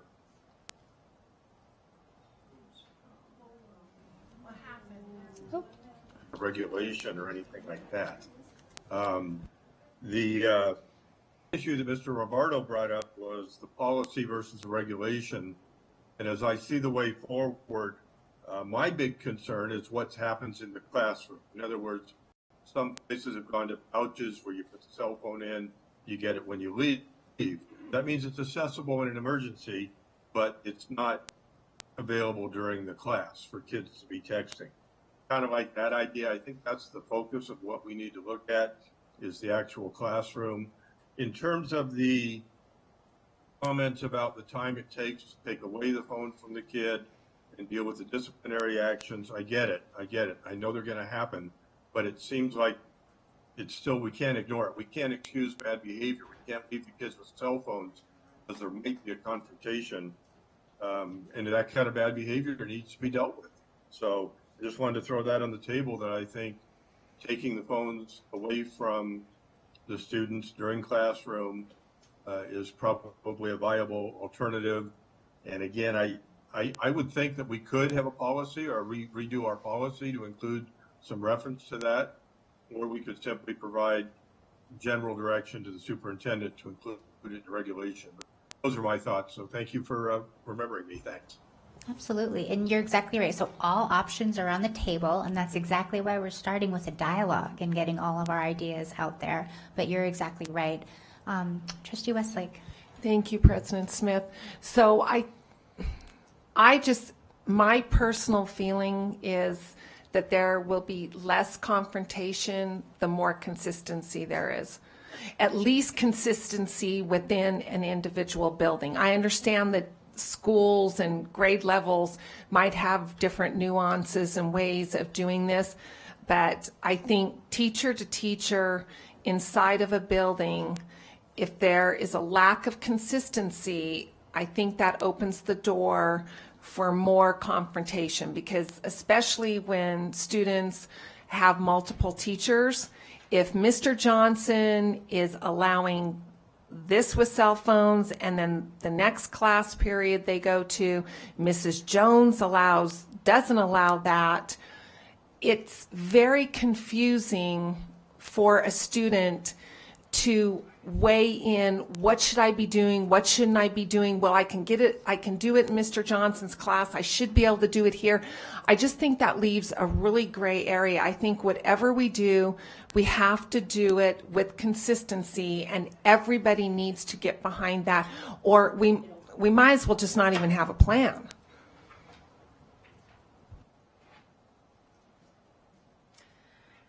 Thank you. I think you hit on a key point. Consistency is very important, and staff buy-in is very important. Consistency happens when there's staff buy-in. Consistency doesn't happen when there's confusion amongst the staff or not everyone's on the same page. So I hope in the sample that you see some of the things to celebrate with some steps forward that were very positive, and also some challenges with that, because it goes back to that continual process. But thank you for the comment. Continuing on, another nuance that is not outlined in our current regulation that has been something that has really come to the forefront of our practice is special circumstances. So we have hundreds of students who are currently receiving accommodations through either an individual education plan or a Section 504 plan. That affords them the opportunity to leverage their smartphone, their smartwatches, or other electronic devices for either health or educational purposes. So a prime example of this is a student with diabetes may be monitoring their blood sugar through an app on their phone, and when their blood sugar gets dangerously low, their parents get an alert, and sometimes those parents will then be calling their child and say, you need to report to the clinic immediately, and have somebody walk with you. Student would not necessarily be aware that their blood sugar was getting so dangerously low if it wasn't for that app. So in that case, it's a life-saving measure. We have a lot of variety in terms of the types of accommodations that are afforded to students, and they're very individualized, but that would be just one example. We also have students benefiting from services through our English language department. Some of those students are new to country and often rely on translation devices. We have a lot of different languages, and so they've leveraged them to assist with that translation to help with the transition into our public school system. And then lastly, there are other individual and family circumstances that require consideration of special circumstances. For example, and some of these can be very extreme, like court orders and restraining orders and things like that, where we've got some serious safety concerns, just down to maybe some parents that are saying, no, it's necessary for me to track my child at all times. I need to know where they're at. So listening, taking the time to listen to these special circumstances and not having a regulation that dismisses the voice of these really, really important nuances that are specific to children's medical needs, education needs, and safety needs. Yeah, this was a real aha moment for me, because I mean the reality is, and I don't want to presuppose, you know, the direction that we'll go right now, but with IEPs, with these nuances, as you said, I mean you can't restrict these points. I mean, these are IEPs, these are 504 plans. I mean, by federal law, if this is what their team decides that they need a device for, you know, these purposes, that's in a fixed plan, right? I mean, you can't ban that. You can't restrict it. Correct. Yeah, thank you. And I'd like to piggyback off that, because Clerk Rodriguez brought up a really big point, which is parent voice and all of this, in addition to the students as well. Anybody can go onto social media right now as adults and see how parents respond to this, and they have all these what if.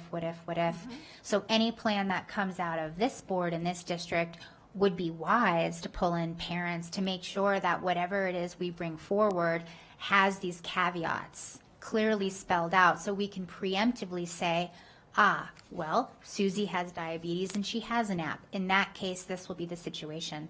The only thing I will add to this is that I do think it needs to be formal. So what I mean is that just because a parent says their child needs this is not, in my mind, enough, okay? We're talking about IEPs, we're talking about 504s, we're talking about very specific things, and there would need to be that level of requirement in that decision so that this does not, no matter where we go, turn into parents can just opt their kids out. So that's just kind of some thoughts ahead that I'll just share, that there has to really be specific documented needs and not just necessarily an opt-out in general, because parents want the ability to text their kids a change in pickup time or something like that. Okay, very good point, thank you.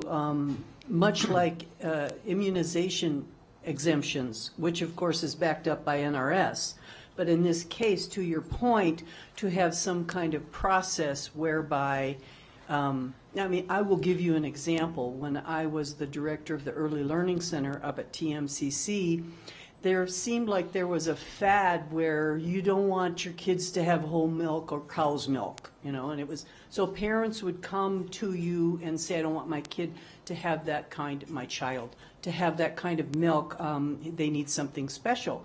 So then there was an expectation, because we were on the special milk program, that we would purchase that special milk for them. Well, yeah, no, that didn't work real well. There was a lot of waste. So we very simply just said, okay, Diane, if you want your child to have this special accommodation, we will comply. You have to provide us with whatever it is you want us to exchange it with. So to your point, I think we do have to have something very clear that adults can see the intentionality and have some level of responsibility. Thank you, Madam President. And actually kind of piggyback off of Madam President said, you know, depending how the surveys and all that stuff and all the materials come together when it is presented again, maybe there's more information, I'll learn. But I do like what President Smith is saying, if it does come to that, you know, the cell phone, 504 IEP, something that I know that will probably be a logistical nightmare is that you got to get that done with a certain amount of time, correct? So if there are students that need a device part of their program or their, is that something that we won't be able to accommodate? I'm not sure I understand your question. From the time, like, when a student needs a, or You're parents talking like want, from the time we have a meeting where it's an identified need? correct. You know, for the most part, when things are written into the IEP, they pretty much have things in place. We do have an assistive technology department that will sometimes then, download some software that's necessary, and we have a whole process in place for that. But yes, it is a very timely response. Okay, so I guess hypothetically speaking, if someone has a child that has diabetes, they need to keep this device on them, or there's a court order or something like that, or a language barrier. How long from the time of applying that this child needs to have this need to the time that's implemented? These special circumstances are not currently outlined in our administrative regulations, so that's part of those nuances that were not considered back in 2015 that certainly need to be updated and considered moving forward. Thank you, I appreciate that. Yeah, absolutely.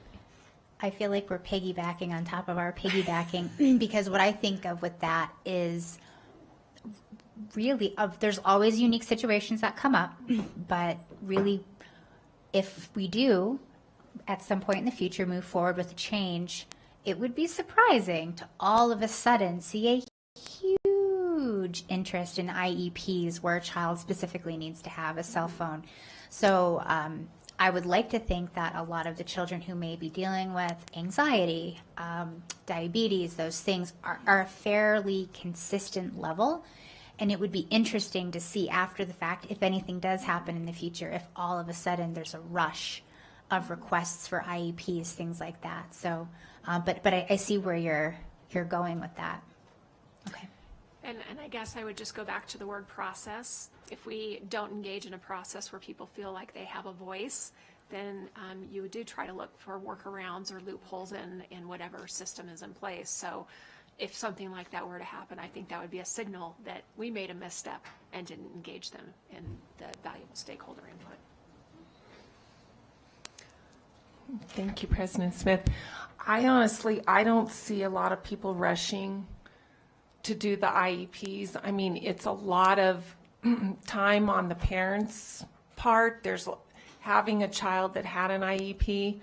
I mean, there are meetings, there's follow-up meetings, there's umpteen paperwork to process and to sit through and talk about and go over. So I don't see that happening, and maybe we could, I got out of what Trustee Rodriguez was saying was, so if a child really needs the IEP, and so therefore it's mandated that they have a cell phone, how long can we get that process done so that they can have the cell phone? Maybe we just have something in the policy that if a child is even identified that they might need a possibility of an IEP or a 504, allow the cell phone until the process is completed. And then if it's deemed that, well, this child really doesn't need a 504 or an IEP, well then if the policy is no cell phones, then there would be no cell phone. But that way we're not doing anything against any federal regulations, and parents that really feel that their child needs an IEP would have the phone right away. I mean, I don't know. I think that's an easy get around, but I just don't see a parent, opting in just to have an IEP for a cell phone. I mean, I'm sure there's going to be a few, but I think it would be a few. Okay, so now we're going to shift gears just a little bit. We've been talking about our district and our regulation and our practices. We're going to shift to some national trends. Obviously, I've talked about some national trends that have been occurring, and this is not an exhaustive list, but just here's some recent things that have happened in the news that we're all aware of. So in May of 2024, Clark County School District announced that students in middle and high school were going to be placing their cell phones in non-locking signal blocking pouches. And as we're following the news, there's currently petitions that are being signed by stakeholders that do not support this decision. So again, just kind of looking about some things that are happening nationally and keeping our eye on those trends. So in June of 2024, the Surgeon General called for, notice it's not cell phone, but social media warning labels due to links between social media use and possible links with children's mental health. So again, it kind of goes back to that engagement and social media. That may be a part of what they're using their phone for during the school day, but a lot of that happens outside of the school. And so just thinking really thoughtfully about what the Surgeon General is saying, I think it goes back to some of the conversations we've been having about how we have a community, and this is a community issue, and having everybody working together.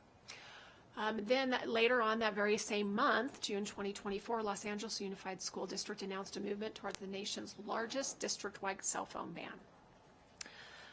But it's quite interesting when you hear that word ban, that these trends and regulations, again, have lots of nuances. So I'm going to refer you back to that. Before I talk about these nuances, I just want to emphasize that these are a couple of topics in the news, but we are seeing things at the national, state, district, and local level throughout our nation. And it's all due to misuse of the technology interfering with instruction. That's really what the root of this is, and the mental health impacts. So when we say things like bans, it's very interesting people's interpretation of that. There's some things like cell phone hotels, you may have heard them called, like the picture in the bottom right corner, a caddy that we have students put their cell phones in when they walk into the classroom. There's more refined versions of that. There's locking cabinets, a whole variety. We have the pouches, like I mentioned, that Clark County School District is going towards. There's a picture of one in the top corner there. The level of regulation we find varies. Some districts have some regulations that only apply to high school. Some have regulations that only apply to middle school. So that's been an interesting trend. And then those nuances about, is it okay in the lunchroom? In the classroom, is it okay if the teacher says it's okay? What is the guidelines for that? What about passing time? What about recess? And there's a lot of variability when you get into those areas.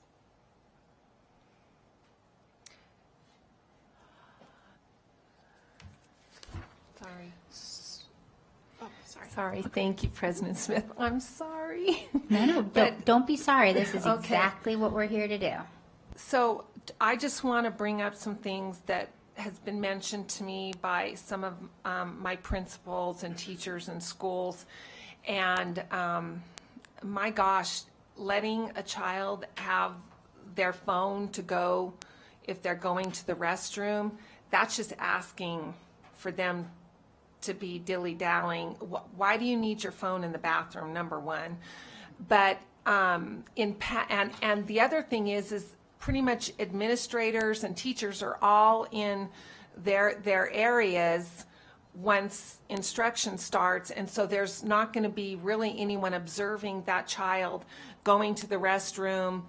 And if the child's taking a long time coming back, now what does this teacher do? Have to break away from the class to go round up that student, or take time to call someone to round up the student? And when they're passing in the hallways, so they do say it's a problem with the cell phones in the bathroom. Kids congregate, they're on the phone and getting late to class. But when they're in passing, we have hall monitors. Most of the principals are out and their staff is out.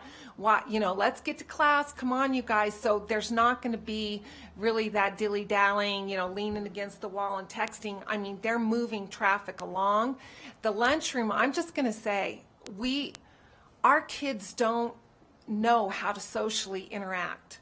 I mean, when you're having a meal with people, that's when they should be talking and conversing, an eye-to-eye conversation, and getting the nuance of facial expression and gestures, and not some just one-line things that can be misinterpreted. I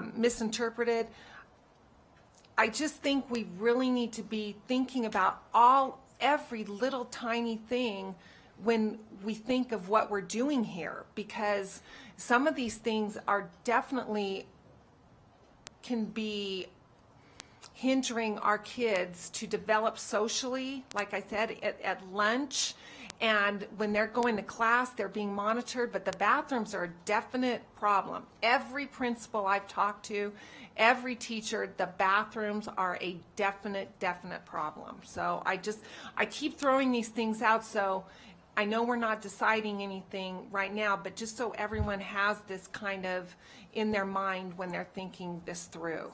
So thank you. I appreciate that, because one thing that I don't think we would be able to properly quantify is, I believe, the epidemic of lost instructional time. So fundamentally, our job as a school district is to educate kids, period, and to prepare them for the real world. So when you imagine the number of minutes being lost due to inattention or student incidents, among other things, and you add that up, our goal that we've made very clear in our strategic plan and in the community is to improve academic outcomes. And so we have to start looking at all of these opportunities that are inadvertently pulling us away from our goal, which is educating kids and preparing them for the real world. And so on that note, I'll pause, because I know the very next slide is some additional national trends we've been seeing about this. Madam President, I just want to say ditto. Thank you. Ditto. So before I move on to the next slide, I just want to reiterate the word process, because when a process is in place and we're engaging our community, it really helps from making mistakes. And this next slide is going to kind of highlight some mistakes that some people have made along the way. And in moving a little bit too quickly towards decisions that weren't necessarily vetted all the way. So I cannot emphasize enough that stakeholder input and collective buy-in is essential. If people don't understand the why we're doing this, why it's important, why we value it, they're not going to value it, they're not going to buy into it. And then we're just doing something to people, not with people. And we want to be a district that does this with people. Whatever decisions we make, we're going to do it together. We've learned a lot about honoring student voice. Students haven't always had a voice. We've done these policies to students, and then we wonder why students don't want to follow the policy and don't want to do it. Students need to understand the why, and then when we listen to them, they give us a lot of perspective, because they've grown up in a world where this is all they know. We may have been children in school where cell phones weren't a thing. They are, so we need to listen to them. Annie, not to put you on the spot, but do you want to jump in on this? Yeah, I think a lot of what's being said is coming from the perspective that we're going to ban phones in schools, which is why the concerns come up about like, oh, well, all the, special circumstances. And I think that's important to remember that schools can deal with things with each circumstance. So we can't go into it thinking like, oh, well, we're just going to ban them, because I don't think that's what will probably end up happening, because it's unrealistic with the amount that we rely on them and with the lack of resources our schools have. We do need phones in our schools, but we don't necessarily need them out all the time. They don't need to be on our desks. And the bathrooms, it's a huge problem. I mean, I don't even use our school bathrooms because it's just gross, and you just never know what's going to happen in there, and phones only, accelerate the fear and just kind of bring more worries into it. But I do think at lunch, kind of what you said, it is a big thing that students are using, but from what I've seen, my time in the lunchroom, not that many kids are actually on their phone. There's a lot of social engagement, which is surprising, because you'd think, oh, they'd rather go on their phones. But the time I'd rather go on my phone is in class if I'm bored or something like that. Like when I'm with my friends, I want to be with my friends. And there are those students, they're sitting alone and go on their phones, but at that point, that's kind of nice that they have something to do. That kind of sounds terrible, but it's something for them so that they're not alone. And yes, that is what we use, because we're awkward and don't know how to, just be alone and not need a phone. But I think there's definitely pros and cons. And then at the end, I have other things that I'll bring up that were on the slides and stuff. But I think the biggest thing is that we have to go into it open-minded, that, we might choose an option that allows for phones, but not constant, like, oh, I can see my notifications popping up, because that's the problem. It is taking away from instructional time. And I mean, my school does it well, I think, also though, because we have a lot of hall monitors during the while class is in, and so during that time where people are going to the bathroom and having their phones, we're supposed to be leaving our phones, but there's hall monitors going in the bathrooms and making sure that other things aren't happening, including going on your phone, which has been really positive and makes it feel safer. And then also during lunchtime and stuff is when people are walking around, but it does feel safer to have those adults walking around, being out in the halls and things like that. So yeah, I think that's kind of what I got for now. I think that's great. I'd like to elevate something that Trustee Nicolette also touched on, and in my interpretation of it, applies to bullet 4, which is that the students are often one step ahead. So to elevate what you said, I'm not suggesting that no children, that they don't to some degree buy their own technology, but we have to be realistic. It's parents who are buying the additional forms of technology, and anybody can watch this. Carson City just recently adopted a new approach. Clark did. There was a survey, or not a survey, but a petition with tens of thousands of people on there. You can watch these conversations in social media groups, and parents are very open about, I am buying my child a fake phone to put in the pouch so that they can have another one. And they will tell you this right out there. I mean, like, anybody can go online and watch these groups. So to elevate again what Trustee Nicolette said, this is really a family and a parent thing that we need to pull them in, because we have to ideally create a solution that fits Washoe County, but also helps parents understand why we don't want them openly saying that they're going to be buying burner phones so that their children lock up the non-phone, but then they secretly have the other phone. So I just wanted to elevate that it's not, in these cases, I don't think kids are one step ahead. It's families are strategizing to circumvent a lot of these things too, but hopefully we can minimize that with proper parental input and involvement in whatever we do. Great, thank you. And thank you, Annie, for your perspective. Greatly appreciate that. So when we start talking about taking devices away from students, there's some potential liability of taking a device away or taking their devices and storing them. What happens if they're lost or damaged? We need to think through that. There's potential fiscal impacts of decisions such as those cell phone pouches. When I was at the previous slide, right down in the bottom right corner, just a rough estimate, if we did a very low-level technology of just having them put their cell phones in a little pouch like that as they walked in, to put those pouches in every single middle and high school classroom in our district would be roughly $30,000, just to give you a rough estimate. If we were to do something like the picture above and do cell phone pouches, for middle and high school, I think it was around $820,000. I think Dr. Turner could give you more details. If we were to do something like all the way K-12, that would be like $1.8 million. And that's just for one. What happens if it gets damaged or lost or something, then we'd have to have backups. So there's definitely some fiscal impacts of decisions that would need to be thought through. Then the fourth bullet, we already mentioned a little bit about students being one step ahead, or sometimes adults being one step ahead when it comes to personal electronic devices. We see that with the idea of getting an extra phone to evade the restrictions, use of smartwatches. You can get a plan on your smartwatch and use your smartwatch just like a cell phone.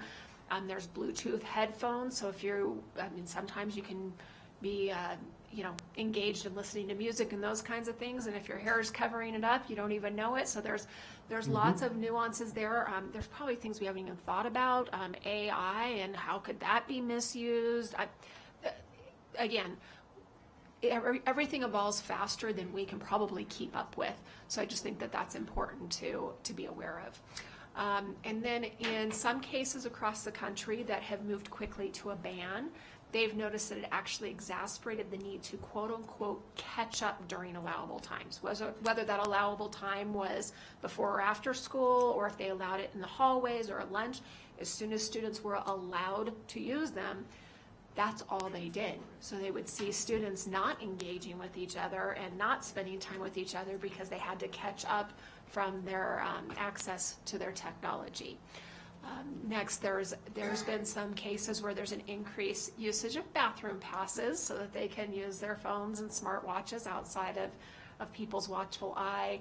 And then special consideration must be anticipated and strategized. That's like those special circumstances like the 504s and IEPs and things like that. Districts that didn't think about that and moved too quickly to decisions have found themselves in a very difficult situation. Thank you. And I will speak for myself. One thing that's extremely important for me to hold in the forefront in all of this, because we're really talking about student engagement and academic performance and success and having fun in classrooms and all of that, the last thing that I want to have happen is for teachers now to need to spend 15 more minutes every class period ensuring phones are in pouches and trying to help students comply with whatever might come down the pike. That is counterintuitive to what we're trying to do. And I've had parents and community members say something that seems, pretty obvious because, we're a little older and we think about the past, is, well, in my day, we used to just have the parent call the front office. The other thing I do not want to have happen is now all of a sudden our administrative assistants, who have very important work to do, every moment of their day are now answering phones from Diane because I need you to go see if Annie fed the dog. So I want to keep that in the forefront, that we cannot burden our employees with whatever we decide. Thank you. Okay, I'm just trying, I totally get what Trustee Nicolette is saying, but I think there might be a lot of that in the beginning, but that we would need to make sure our communication is precise and it gets out to all the parents, that those kinds of calls, I'm going to piggyback on a piggyback from way back. We're supposed to be educating these children and preparing them for the future. I think that's the most important thing. I think the next thing is so that our children know how to interact respectfully and can communicate with others. I think that's a huge thing. But we have to, I guess, educate the parents now that we're not there to make sure the dog's fed. So we might get some of that in the beginning, and it might take onesies and twosies and threesies of phone calls where parents understand, I'm sorry, but we're not here to run messages to the child. And the child, I'm sorry, but I don't want to sound cranky here, but my God, the parents would think it's okay to text the child in the middle of instruction, did you feed the dog? And the child, I mean, you guys, come on. Where have we gotten to here? Seriously, where have we come from, and now where have we arrived? And at some point, us as a district we're going to have to grab those reins and say our job is to instruct and prepare your children enough. And I think it's a small handful groups of people that would think it's okay to interfere on instruction with their child. And then maybe it's going to be our responsibility to educate those parents that this is not okay. We're here to instruct your child and prepare your child. And it's going to take it would take some work, it would take communication, it would take education. It's if we decide that it's important enough to put the work in for that, or if we feel it's too heavy a lift and we just let things continue on. But the other thing is too, is what business allows their employees to sit around on their phones? They don't. Because nothing would get done. No business would get done unless it pertains to the business at hand. Unless you're using your phone to email other organizations that are involved with you. But just to sit on a phone at your desk, you know, looking at your pop-ups, emailing, texting, all of that, no business is going to get done. And we're in the business to educate children. Do we want to be successful in that business? That's what we have to ask ourselves. And so, yeah, a lot of these things are going to pop up and they're going to be annoying.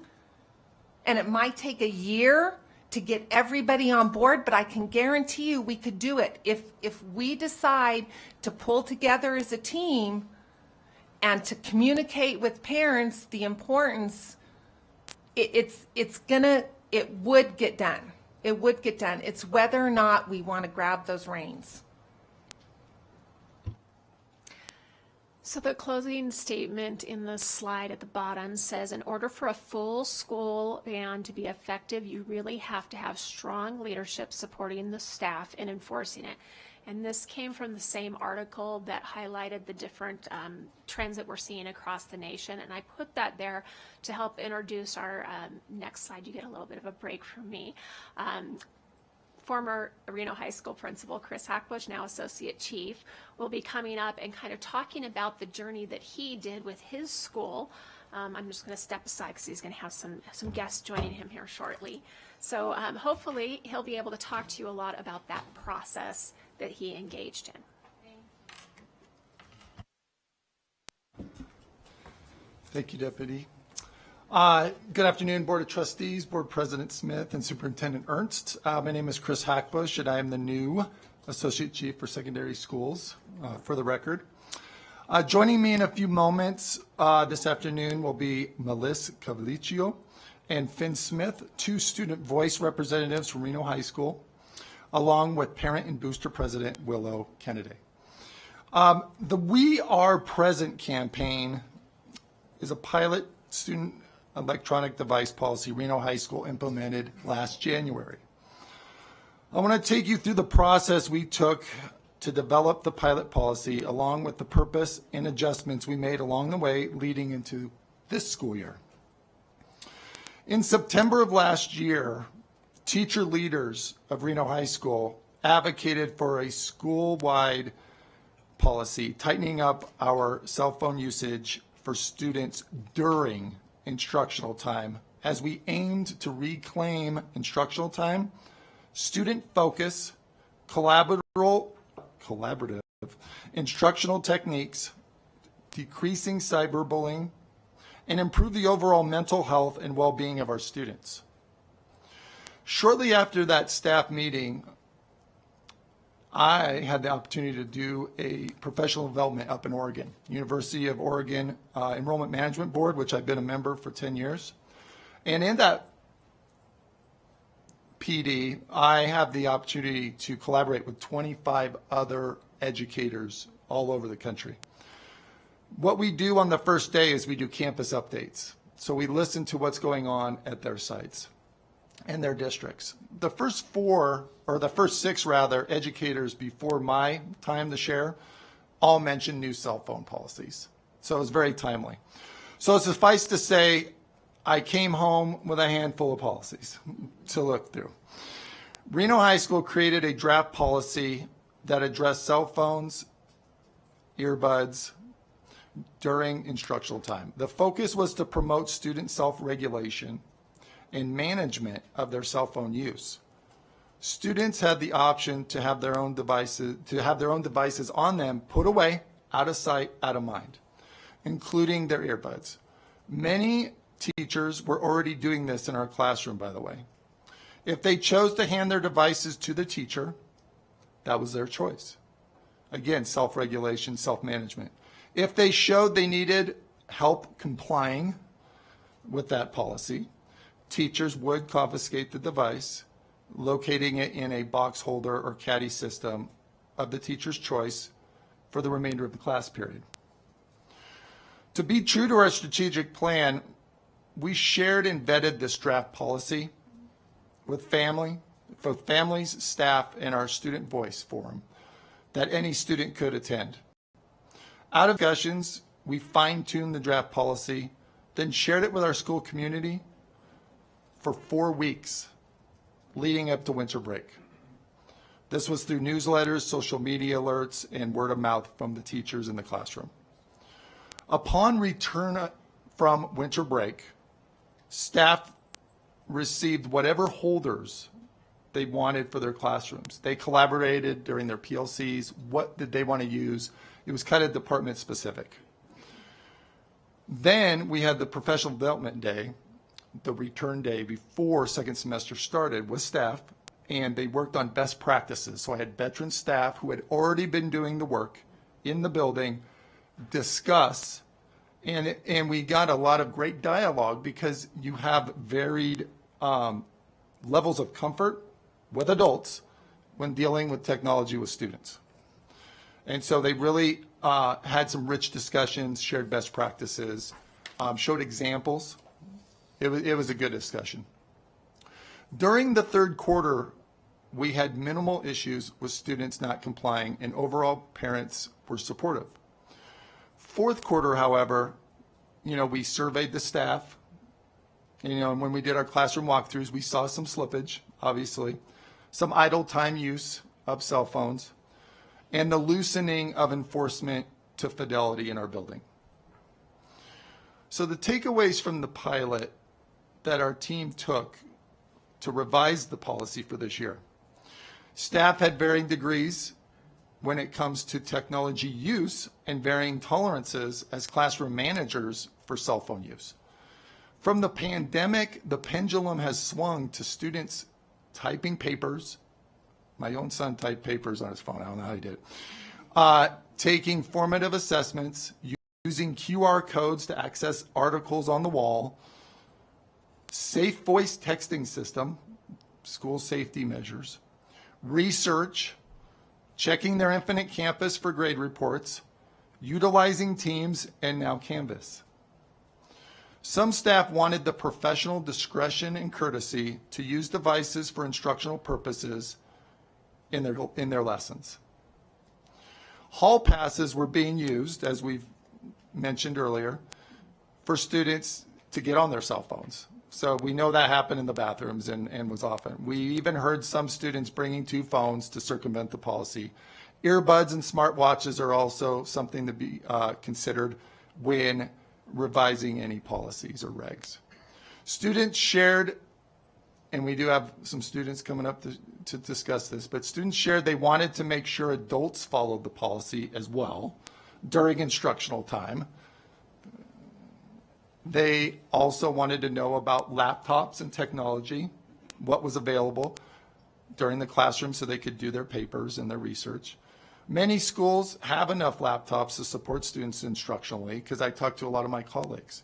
And a lot of my colleagues are already engaged in this work and have been for at least 2 years that I'm aware of. Upperclassmen reported understanding the why we were putting this policy in place. However, felt middle school level, this makes onboarding. So basically, with the middle schools, they're doing a little bit tougher policies at the middle school level that we found through this research and going through this policy, which helps the onboarding of 9th graders.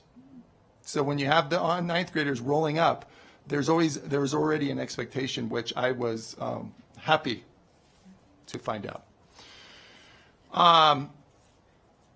Underclassmen may test the policy more, just that's your general growing up, right? It should be noted that many of our middle schools and high schools have been engaged in these new policies and pilots for a couple years. The We Are Present campaign was intentionally named versus going with a ban approach. Emphasis on we and present, the focus, the interaction. In the conversations with students, we emphasized wanting students to understand we are not doing this to them, we are doing it for and with them. With students understanding and working with us, they become powerful stewards in finding success with this challenge. They run the school. from my experience. Data must be taken at the administrative level in walkthroughs if we're going to hone in on what's going on in the classroom. We need more data. We need to assess the fidelity of the enforcement happening in the classroom. We added a walkthrough look for this school year. Something easy to notice. Is it instructional in nature? Can the students, is there clarity around what the students are telling you, what they're using it for, what they're learning, and can the teachers? So you can find that out 3 to 5 minutes, okay? Versus idle time, scrolling, notifications. Other data, discipline data. Are we logging? Are we seeing any decreases in certain behaviors? Student achievement data. Is there increased focus happening and learning in the classroom as we exponentially focus on what's happening during instructional time? Some of the nuances that we changed to our pilot heading into this year were the hall passes, no phones during hall passes. So you have to surrender, that's your collateral for going on a pass. Then also, if you are tardy and on your phone, that's instructional time. A tardy is instructional time, loss of instructional time. So that is being addressed in a tougher way as well. You have to think about substitutes in your buildings. You have to consider all the scenarios that were provided to you about health plans, accommodation plans, emergencies. Parents, many of us do it. Track your kids on Live 360, right? So if that blip goes away, anxiety for parents. And then I thought in my new role as associate chief, I'm going to be in classrooms this year. I already have 2 phones, okay? I have an iPad, which I'm going to be taking lots of artifacts in buildings this year. You know, the parents or the adults, we need to walk the walk as well. So we need to have an awareness of how we're perceived when it comes to technology. We learned many important lessons, and in this important work, it is about reclaiming instructional time, focus, positive peer interactions, and the mental health and well-being of our students. We must support our students in becoming strong self-managers, because what are the outcomes we're trying to get with our students? While creating a culture through our strategic plan and valuing all members of our community, students, staff, and our families, following that continual cycle of improvement in this process. So with that, I first want to introduce Melissa to come up and share her perspective on this topic. Hi, Melissa. Welcome. It's Melissa. Sorry. That's okay. It's tricky. Oh. It's tricky. Hey, how'd I do with your last name, though? You made me sound Italian. We practiced a few times at Starbucks. It's okay. It's okay. Okay. Let me get a little organized here. Okie dokie. So, guess I was gonna start off with like kind of explaining our policy. What? I've got that. I can handle that. Thank you so much. So just so you understand, it's okay. You're doing fine. Don't worry. We appreciate you being here, and our audience should not be instructing you. This is being recorded, and we also have community members that are listening along. So the closer you sit, So the I just louder wasn't we're loud able enough? to hear. That's it. Oh. But don't worry. I'm going to help you every step of the way. We're here to support you. And I'll just have a general reminder to everyone that I got this. Okay? Thank you. Okay. So I was gonna start off by saying like about our policy, but Mr. Hackbush kind of covered that. It was really up to the teachers. Like I know a lot of teachers, they use the caddies. A lot of teachers, they had a little box where if you were on your phone, it'd go in the box for either the rest of the day or the rest of the class. And then I really didn't have any teachers who changed except saying keep it in your backpack. But I was in like a lot of higher level AP classes, and most of the students in those higher level classes are a little bit better.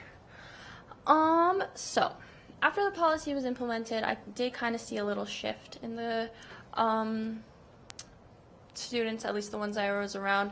Everyone seemed to feel more guilty if they were on their phone, everyone was like definitely keeping it in their backpack more, or at least trying to hide it a little more. So yeah, but I think I definitely saw a decrease in usage, especially like Mr. Hackfish said, in that third quarter. Things went a little worse in the fourth quarter, but that's just why we need like constant like implementation.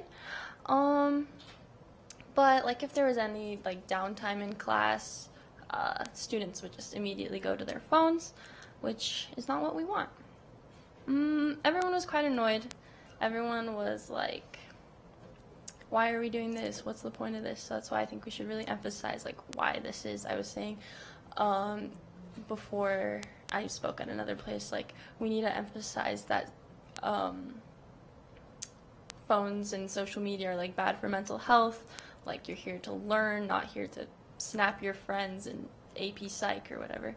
But yeah, that's why I was like, the people were annoyed, but some people, I think, definitely grew from it. They were like, okay, they kind of checked themselves. I think I definitely did. Another big point, students see their phones like a personal right. They're super protective of it. That the things kids hated the most was it getting taken away, especially if it was taken away for the whole day. Like I know one of my close friends, her phone was locked in our math teacher's box, and then he got mad at her at the end of the day because it was buzzing so much. And then she's like, then why did you take it? So it's just,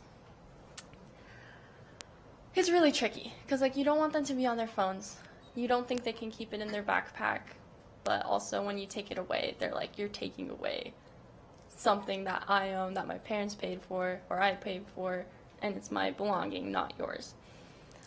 So this is why I kind of like to keep it in your backpack mindset, like out of sight, out of mind. So if there's an emergency, you can still access it. I know my dad had a heart transplant. He has all these medical stuff going on. I like to know, like one day in 7th grade, I came home and everyone was gone, and that was rough on me. So having your phone kind of helps, but also like I think Trustee Nicolette touched on like, or I was like, sorry, I'm struggling to remember, like bombarding admin will just cause more problems with running the school in general. So that's why having it in case of emergencies is pretty good. Okay.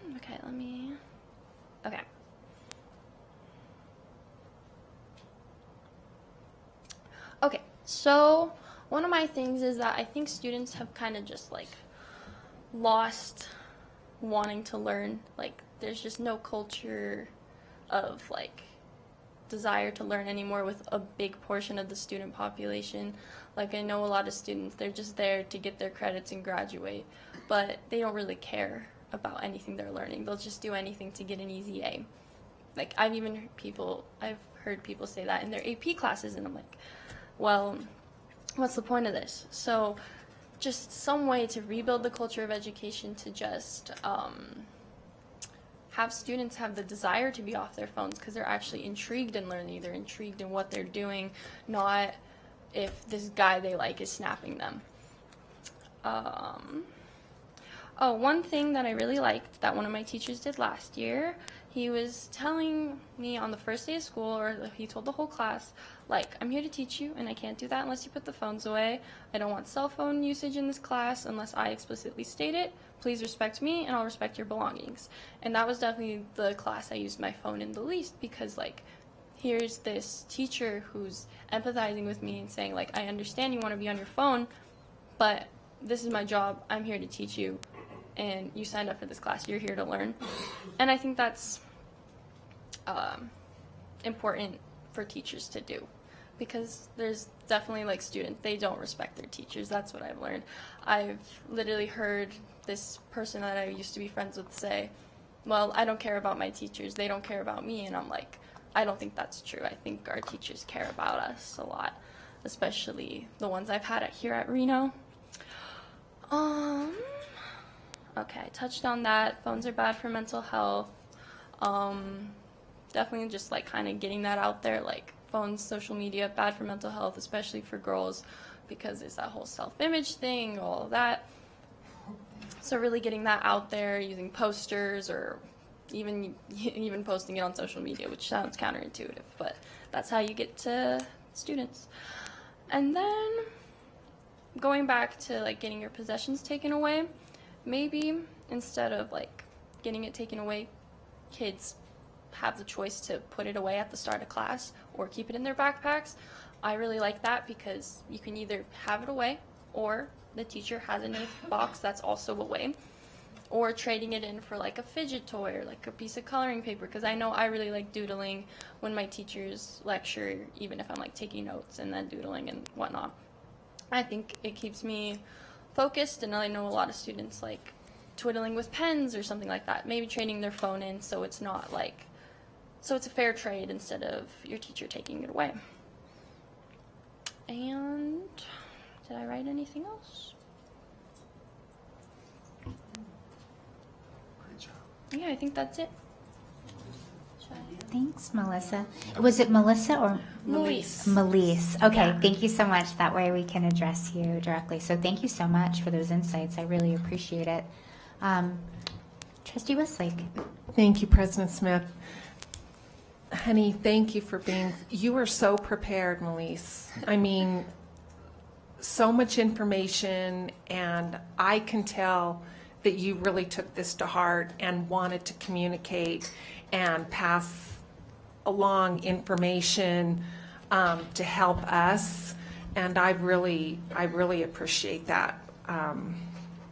It just shows your integrity, and I think I want to ask you something, and this would be just your opinion, okay. But when you said kids have really become disinterested, they're not excited about learning, do you think that could be because they're bombarded so much with outside things? I mean, the cell phone, like the notifications, they're just bombarded, and their head just can't get around, and they can't jump into what's right in front of them. And like, you were very prepared, but be prepared and be in the moment of what's being taught them. I mean, what do you think about that? I think that's definitely part of it, because like, I mean, if you were scrolling through Instagram and then you're suddenly learning about World War II, your mind might be focused on the Instagram reel you just watched. And those, I mean, like, me and my boyfriend, we call them the dopamine depleters, because like when you're scrolling through your phone, you're just like, you're becoming this zombie because you're just like going through that and whatnot. So like, I feel like that gets you in such a different mindset than what you should have in an educational space, like a classroom, of course. Yeah. And also participating within the conversation that's going on. I mean, if you're just scrolling, you're not hearing what's going on around you, and you can't really be an active participant. And so I mean, the teachers we have are amazing. They're just amazing, and they want to pass on. They want to pass on this information and knowledge. They want the kids, to be excited about it and to grow. But I really think that distraction in the classroom, I mean, our teachers, they've already lost. They've already lost the battle, of gaining active participants in what's going on in that classroom. So that's another thing I think we all really need to be thinking about here. I mean, we want our kids to be active participants. We want our kids to be engaged. I mean, it's great that they're learning something, but just to be actively engaged and to be contributors. I mean, you can't be a contributor if you're scrolling on your phone. No. You just can't. And it's not fair to our kids, you guys. It's not fair. Yeah, So, and but I believe, thank you again. And I believe we have another student that's coming up. Although I think that the point is well taken. We're educating kids, and we shouldn't be expected to compete with TikTok videos. because you really can't do it, and that's why you shouldn't have both at the same time. But I want to make sure that we also have an opportunity to bring up, but I believe Finn, who's also here too, quick housekeeping note that Trustee Church had to leave. And so he left us like right around 5 o'clock. So I just want our members following along and in the audience to know when I don't go to him or invite his voice in, it's because he's not there. So I don't want anybody to think that we're not including him in the conversation. And I also want to have a timestamp for his attendance. But this was extremely helpful. That's good. It was great. I just want to give one last thank you. You again did a wonderful job. Melise presented at the Administrator Welcome Back Day. The room was filled at TMCC in the Student Center.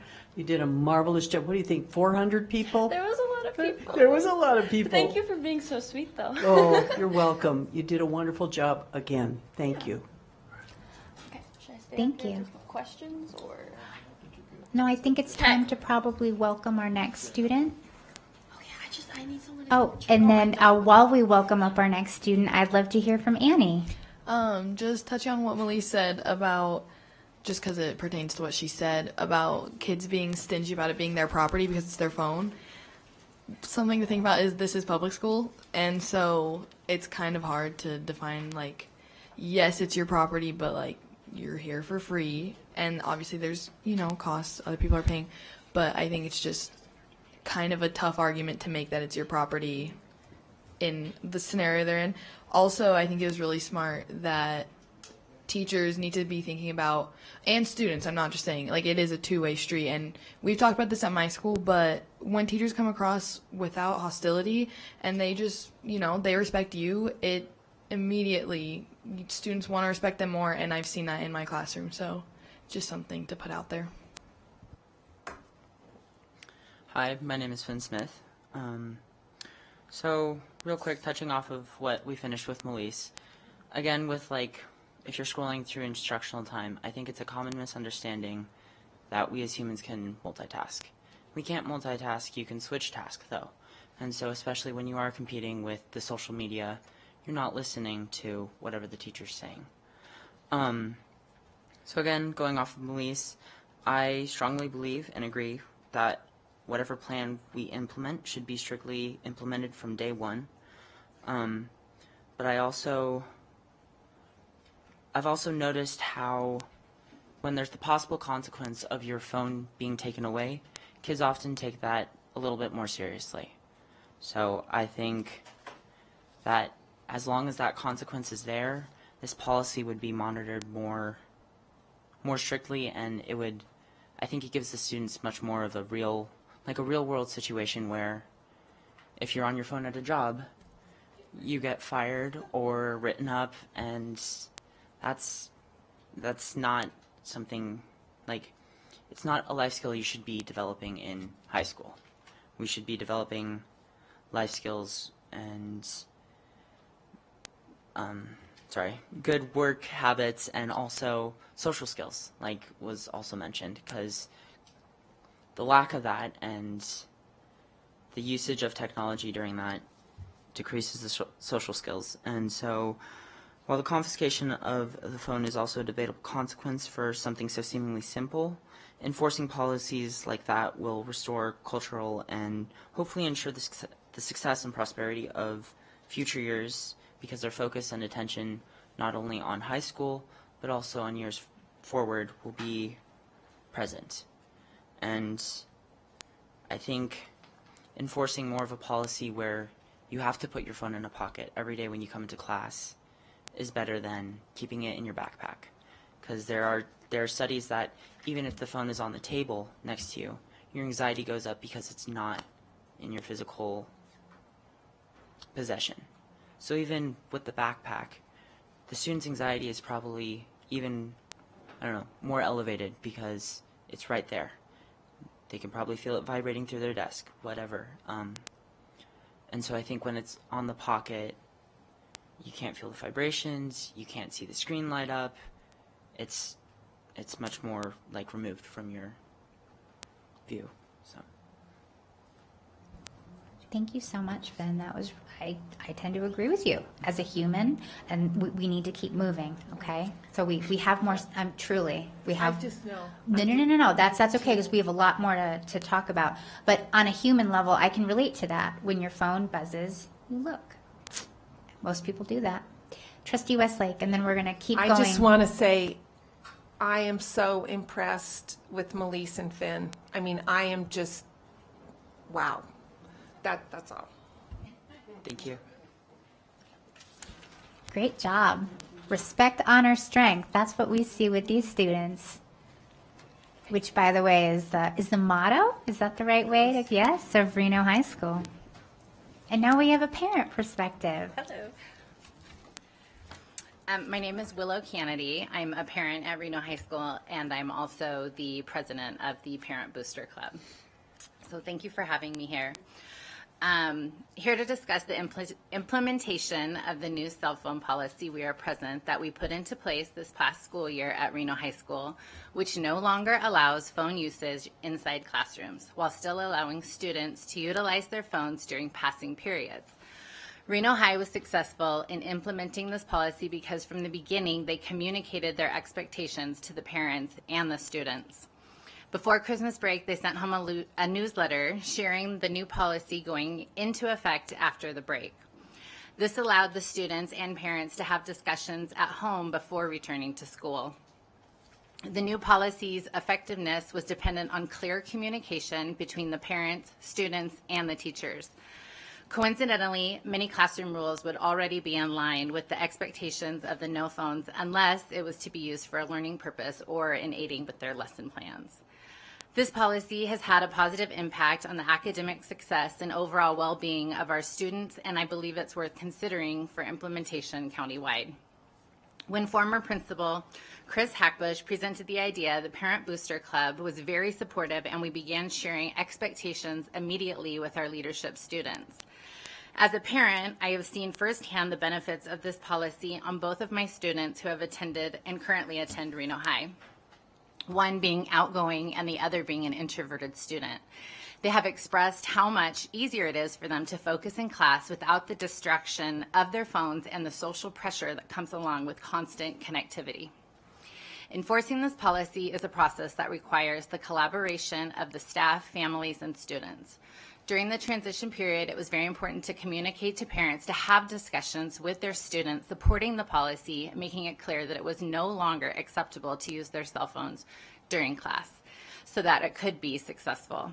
Teachers needed to clearly communicate the expectations around the cell phone usage in their classrooms, and students must understand the importance of limiting their cell phone usage during the instructional time. This policy is already creating a more conducive learning environment for our students. By working together, we can make a positive impact on the academic success and overall well-being of our students. Thank you for your time and looking at how cell phones have a time and a place in our students' school days. That's incredible, Willow. Thank you so much. And so the takeaways from that is involve your parents. Absolutely. Get the families on board so they understand both the implementation and the consequences, and then make sure that there's a consistent approach. Absolutely. But that is incredibly, incredibly helpful. And thank you for the boosters for being supportive, because it sounds like, and maybe you mentioned this, did you also help financially with purchasing some of the items, or how did the school acquire the caddies and the things? We were able to use our own budget for that. It wasn't as, it was pretty minimal. Yeah. Thank you. I think you may have just succinctly given us a roadmap. You're welcome. Thank you for having me. Thank you.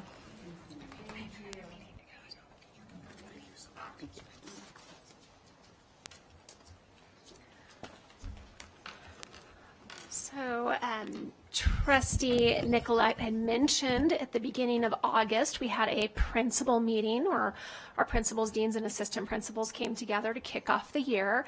And the wonderful Melise that just presented to you was part of a presentation to our principals, very similar to the one given to you tonight. That just highlighted the admin reg that we already have in place and highlighted the process that was used at Reno High School.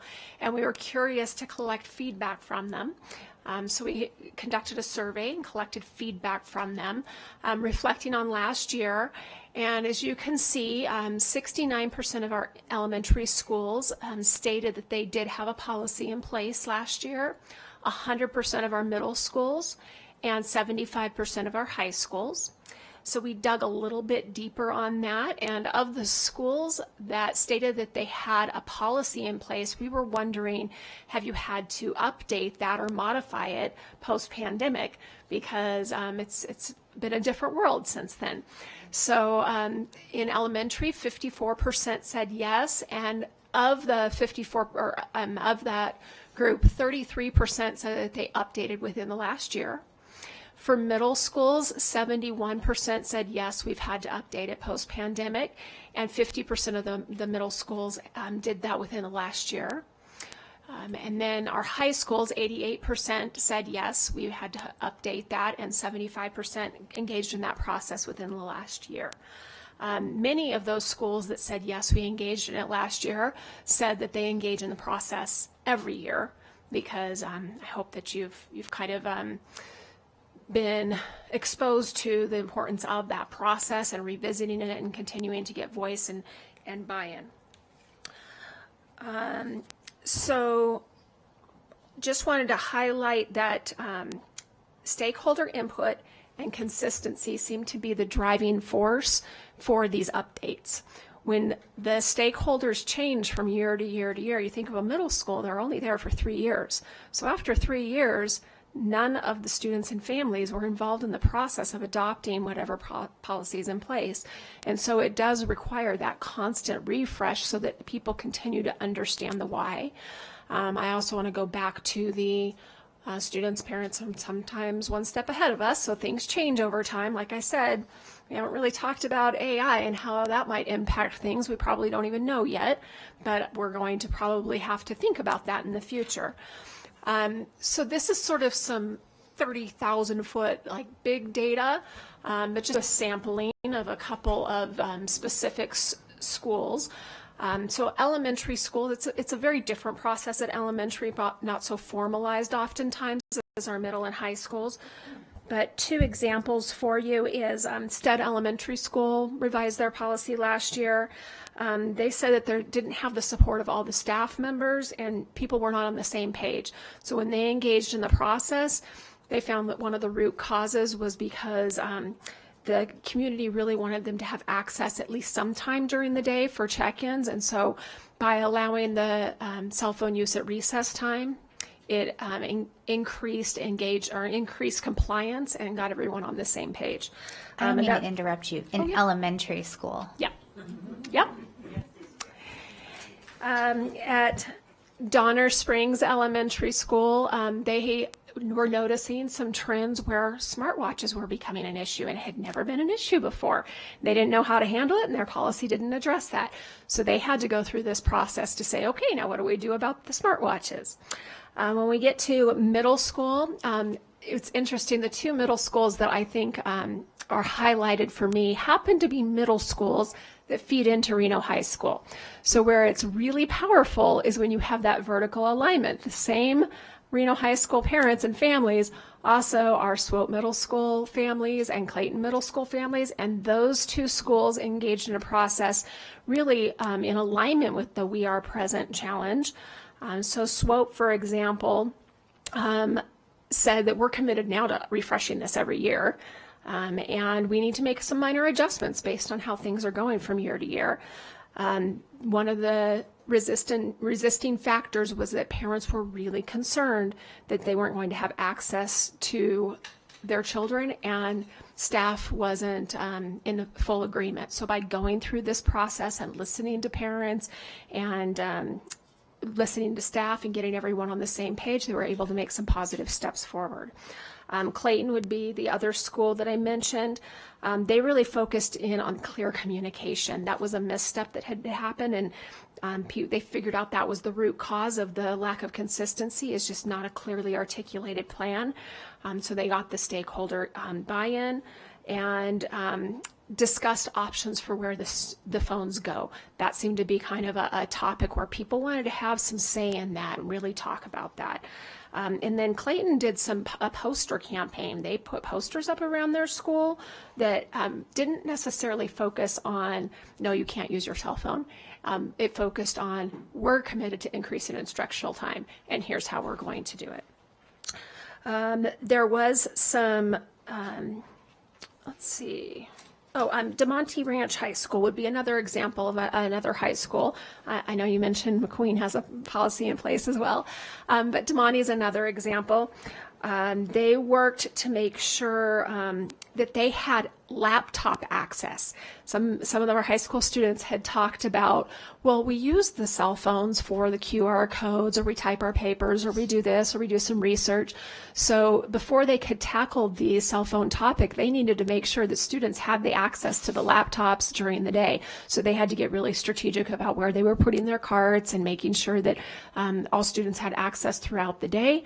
And once that was done, then they were able to really refresh their policy and get that buy-in. So in each of those examples, it's about process, input from people, and really listening to the root causes of why what's been in place is maybe not working so well now. Thank you. Access is so important, and I was recently at a Building Futures conference sat next to a principal from Lyon County, and I asked about the safe voice, because you made a really good point about that. And what they have done, of course, they're a much smaller school district, they have on their laptops on the opening screen the safe voice link. So at any time on any screen, students can access it. Yeah. I'll also add that as I hear all these examples, I do believe that there are distinct pilot programs that have also happened in the same vein as Reno High at Billinghurst and also Marcy Hers. But for me, my takeaway and my feedback is that this is also why there needs to be a district-wide approach. We've got a lot of schools feeding into a lot of different areas, and I don't think that there should be variation in the way that different feeder systems really behave in this. If we're going to provide a consistent educational experience and to prioritize those instructional minutes, I think that this is something that we need to be doing district-wide. Now, that may or may not include elementary school immediately. I think that there's some focus that can be done on middle school and high schools first, but remember, we can always evolve and grow in what it is that we do. Vice President Mayberry. Question, and I'll save some comments for a little bit later. Elementary school, I mean, are we seeing a lot of cell phones and smartphones at the elementary school level, and at what grade? I don't have small children anymore, so I was kind of shocked that must be a growing trend. Yeah, I think a lot of that might come from, the apps where I want to track my child. If my child walks home from school, I want to make sure that they're safe. If they ride the bus, those kinds of things. I think that's where we see the cell phones in elementary school the most. So parents are keeping track of where their kids are and making sure that they are safe. Yeah. I mean, as far as the grade level, I could give you a guess, but that would be it. Okay. All right, so let's look at the work that we've done as a district to date. So in September of 2023, the superintendent met with the Student Advisory Council and had some informal conversation with student representatives regarding the issue of cell phones and what they believed should be part of some type of policies or regulations. Students did say that they acknowledge that there's concerns with disruption and how it disrupts their learning. There was a lot of discussion about regulation. They, I think, united in saying that there should be some type of regulation. What exactly that looks like is where there's a level of disagreement. Next on there is we as a district have reviewed sample school technology plans, as Associate Chief Hackbush mentioned. We got some from not only our schools but throughout the country, and kind of looked about, what we've had in place still working? Do we need to review those, and kind of what's the common things that we're seeing?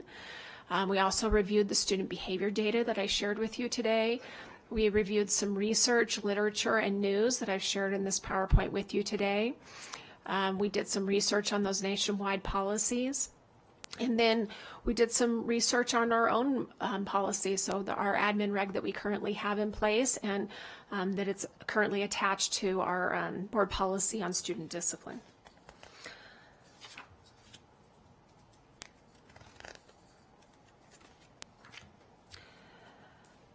So we acknowledge that there is a concern with the use of cell phones interfering with instruction and potentially having a negative impact on student mental health. Further, we acknowledge and respect the complexity of this issue and the value of stakeholder input in bringing about awareness, support, and buy-in for our Administrative Regulation 5810. Therefore, we are coming forward with a plan of action and some things to consider moving forward. So we reviewed, we believe that we need to review the expectations and Administrative Regulation 5810. I've highlighted a couple of places where there are some things missing and how that should be tightened up. For this school year, we need to include our cross-departmental collaboration on the updating of that. That is why so many chiefs from various departments have engaged in the process of putting this presentation together today. We believe the voice of our Safe and Healthy Schools Commission would be valuable on this topic, so bringing that forward to them in their meeting this fall. And then we believe that in terms of timeline, by the spring of 2025, we could have enough information to inform the updates to our Administrative Regulation 5810 and include our associations in that discussion, as well as our district staff. And I think it's important to note that when we do update administrative regulations, it does go out for a 13-day review for public comment, so it would provide opportunities for people to weigh in on that. And working with our Board of Trustees to update our existing and or develop new board policies around personal electronic devices, and continue to communicate with our Student Advisory Council and other key stakeholders throughout this process. Thank you. Want to make sure everybody gets the opportunity to weigh in a few things, and I need to say this directly. I am not in support of us taking an entire school year to figure this out. Not. My individual thought is I don't mind doing this in a two-step process, because the whole reason why, folks, we're not just making a decision tonight is that the Washoe County School District will not engage in ready, shoot, aim with something like this. My hope, and I am full confidence, that we will arrive at a solution that matches our staff, our students, and our families, and our community leaders who are expecting our students to join their workforce after this. But I don't believe that that's going to take a year. Now, what could very well happen is that we bring this back for future discussion. I don't mind, or I would be open to, implementing something in the second semester, but withholding final decisions until the end of the school year. I don't mind if perhaps we go through all of this feedback process that we've discussed, we implement something for the second semester, but perhaps we reserve final board policy revisions until we see how the second semester goes so we can learn and evolve. But I will tell you, as just one individual trustee and an item not for action, I believe we should be implementing a pilot program as a district for the second semester. I will also say that I have a leaning. Again, we haven't talked about all the different options. I like the cell phone hotels, the caddies, for a few different reasons. One is cost, but two, they, like a pouch, they can't be left somewhere. We wouldn't be chasing after parents for replacement costs, things like that. But I also want to touch on something that Associate Chief Hackbush brought up, and that's come up multiple times. Again, it is our responsibility to prepare our students for the real world. No surgeon is going to have their chief medical officer say, hey, Dr. Jones, you need to put your phone in this pouch before you go in for surgery. And so it is an unreasonable expectation that our children will not learn self-regulation and management. We would be doing them a disservice.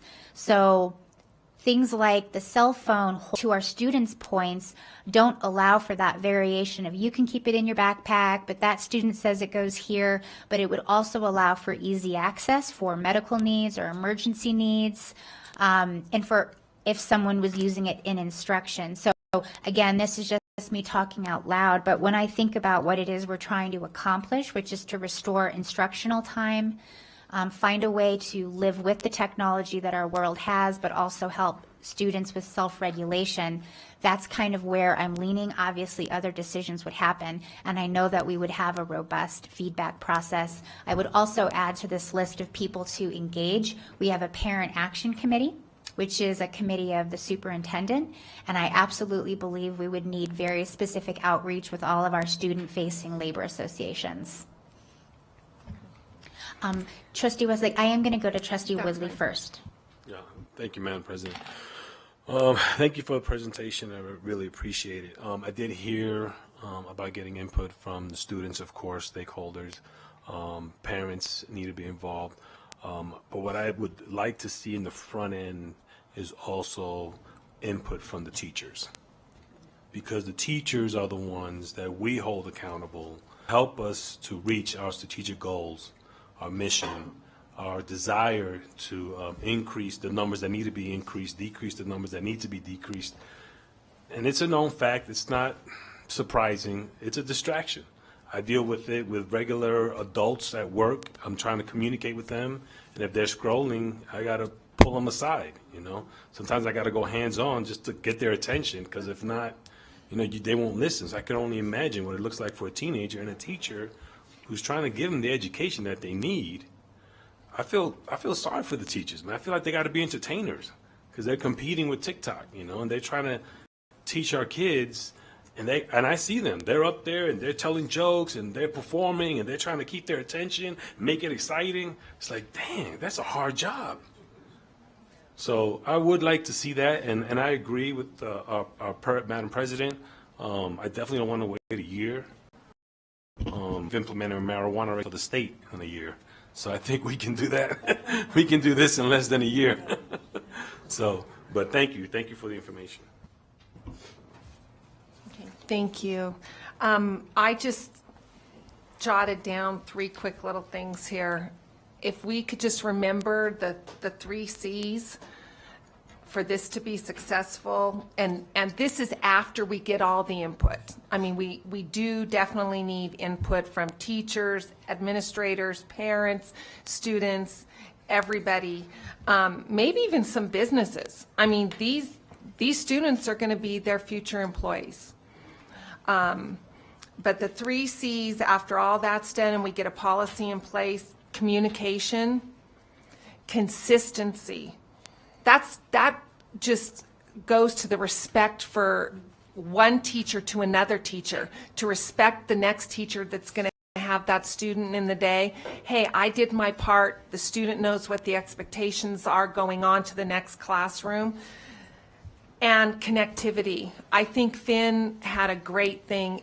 Can you imagine if we were able to get students 50% connected to what's going on in the classroom as to what they have to their phone? 50% connected to the classroom of what they are connected to their phone.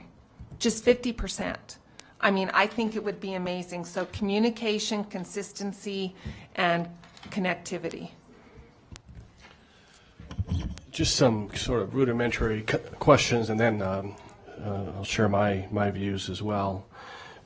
Can you answer this question? Are phones used in the classroom for instructional purposes? Do students use their phones for lessons? Maybe they use it as a calculator. Yeah, so let's give you an example of a social studies class. Yeah. I've been in a room where there's QR codes on the walls, and the students go around and they scan articles for research purposes, for gallery walks. That would be one example. Excellent.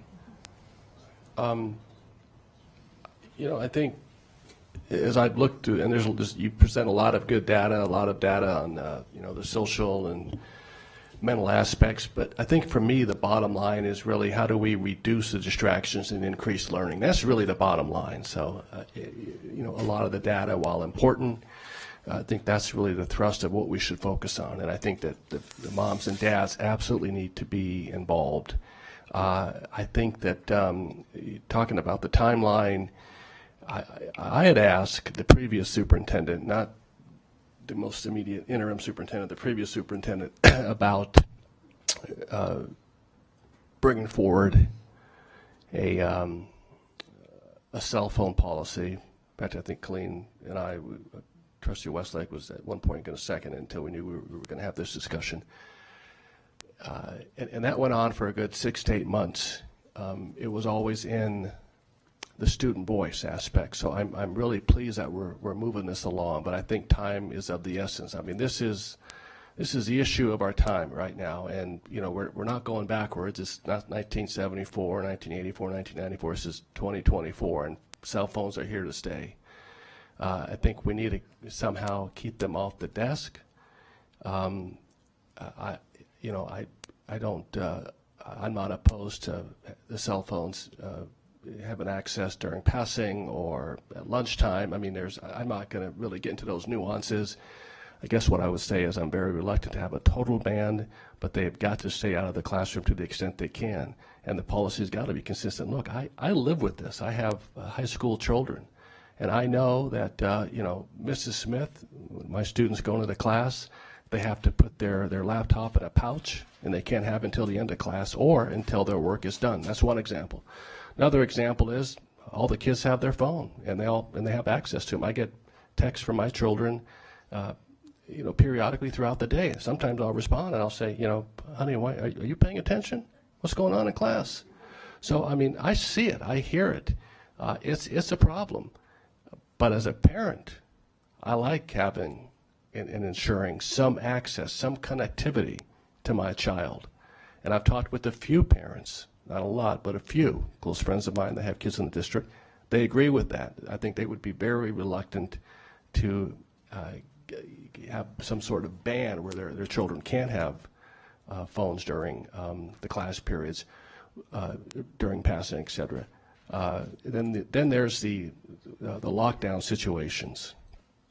And that's an interesting one. I mean, I can see two arguments to that. I mean, if you get the students using those during emergency and crisis situations, that can create some significant problems, contrast to letting the adults handle the situation, right? And then I lost my trail of thought, and I apologize, but those, that's the focus, I think, for me, is really reducing the distractions and being very mindful that it's our staff, our teachers that are going to have to implement this policy, and that's important. And finally, I will say, and I say this respectfully, I was going to call you Principal Hackbush, but what may work at Reno High may not work at another high school, particularly when you take into account the vertical alignment. So while I appreciate this self-regulation concept, and I think that's wonderful, I don't know if that's the answer district-wide, because I know there's a lot of other examples out there that we haven't heard at the middle school level and other high schools. So I hope that helps. Okay, thank you. Thank you, Madam President. First and foremost, thank you for this presentation. I know it's been long. It's been a lot of information, and I think I spoke a little bit more passionately on some other topics, but I do want to echo with Trustee Woodley and Vice President Mayberry. It will be our teachers in the classroom that are obligated to enforce this, really not too many other people. So I do believe staff and parents equally need to be have their fair share of input, actually probably more than their fair share. We should really give them the floor, really. Just like Vice President Mayberry, I got kids in our school district. Just the other day, had to respond to a fire. Hey, I can't pick you up from Raider practice, and the last thing I need to do is try to dial, hey, thank you for calling Spanish Springs High School, blah, blah, blah, and try to get a hold of someone, to, press 1, press pound, and So like, so it's like that insurance that, those of us that are working families, we like having that ability. I know I do as a parent, like, hey, I'm not messaging to make sure you fed a dog. I'm letting you know that you're going to have to take the bus home because you can't go to practice. So there is going to be a lot of input, and I just, really, I don't want to be too hasty about this, with all due respect, Madam President. So I don't know if this is something that, we can get it done. I mean, and to, Trustee Willie's point, we saw how the cannabis stuff was implemented and the lack of, there's a lot of failures in that being implemented so quickly. I mean, we saw it with our state funding for education being siphoned out of that marijuana money. So, I don't want to rush this. This is something that's going to be implemented district-wide. It needs to be well thought out. To your point, not, look, shoot, aim, or whatever it was. We don't want to be doing that. So, but I am open to idea, but we definitely need to listen to our teachers, staff, and our parents on this one. All right, so we've all had the opportunity, and I think that we should give the final word to our student trustee. Okay, so I am so sorry, Annie. I didn't get Trustee Nicolette. I am so sorry. And you're the final word because yours is extremely important and mine is adjunct to that. I would like to shorten the timeline as well. I don't have a discrete time when I think that should be because I think we still need to do some research. We need to collect some data, we need to have deep conversations, and we need to include just as many people as we can because our students go out into the community, and I think every voice can be important. Certainly students, staff, and parents, families are the most important voices. We've collected that information for years in many ways, and I know we can do it again. I would like to see Safe and Healthy Schools have a deep discussion on this, possibly participate in some open forums. Because we find that some families and students will complete an online survey and some would rather talk in person, and we know that to be a fact. So I don't know as I really think the board needs a policy other than the policy should be let's do what's best. I don't think we need a discrete policy, by the way. I think we have enough policies, but I would like to get on this sooner rather than later. And on that note, Trustee Nicolette, and for the public to know, we may not need to adjust a policy because the admin reg is really how this goes about it. So in the research that staff does and that Superintendent Ernst does, it may very well be that we don't have to address this in that way. So to that point. And again, Trustee Nicolette, I'm so sorry for jumping over you, but I would like to give the final word to Annie Batavia, our student representative. Thank you. I wrote out a list really quick so I could be thorough about this. First, I think this is my opinion, and from what I've seen and what Student Voice has talked about, I think it should be what Reno High did, where personally I'd prefer it to be, in my backpack, but then again, I know I don't need to be checking my phone every second, and so having it in my backpack would work for me, or the phone caddies, but then, there's cost to that. But I think one of those options would be the most viable option for kids to be like, okay, yeah, it's reasonable, but it's, it's going to be changed and not everyone's going to be happy with it no matter what we do. I also think it should be a district-wide policy. I think that might just be me, but I think it's just so hard having every school have something different. But then if we have better support for we don't have this kind of admin support like that school does, and that school's doing it better because they have that support, then that kind of support needs to be offered rather than letting them just make their own policy. I think that's kind of where we're tripping up because some schools don't take it as seriously as others, but if it's, a district-wide thing that we're just all doing, it'll be more, and you get feedback from other people because then you're hearing about what other schools are doing and what's working. My second point is I think it'd be good to use when needed because yes, some schools have the electronics that are needed to compensate for the usage of phones, but my school doesn't and not all of my classes do. And I know departments have to wheel around the carts per class. If they ask for it, then the department lead can go give the cart to them, but that's just not efficient and we waste 15 minutes of class and that's just class time I don't want to be using. So I think there's definitely use for phones and there's times we don't need them.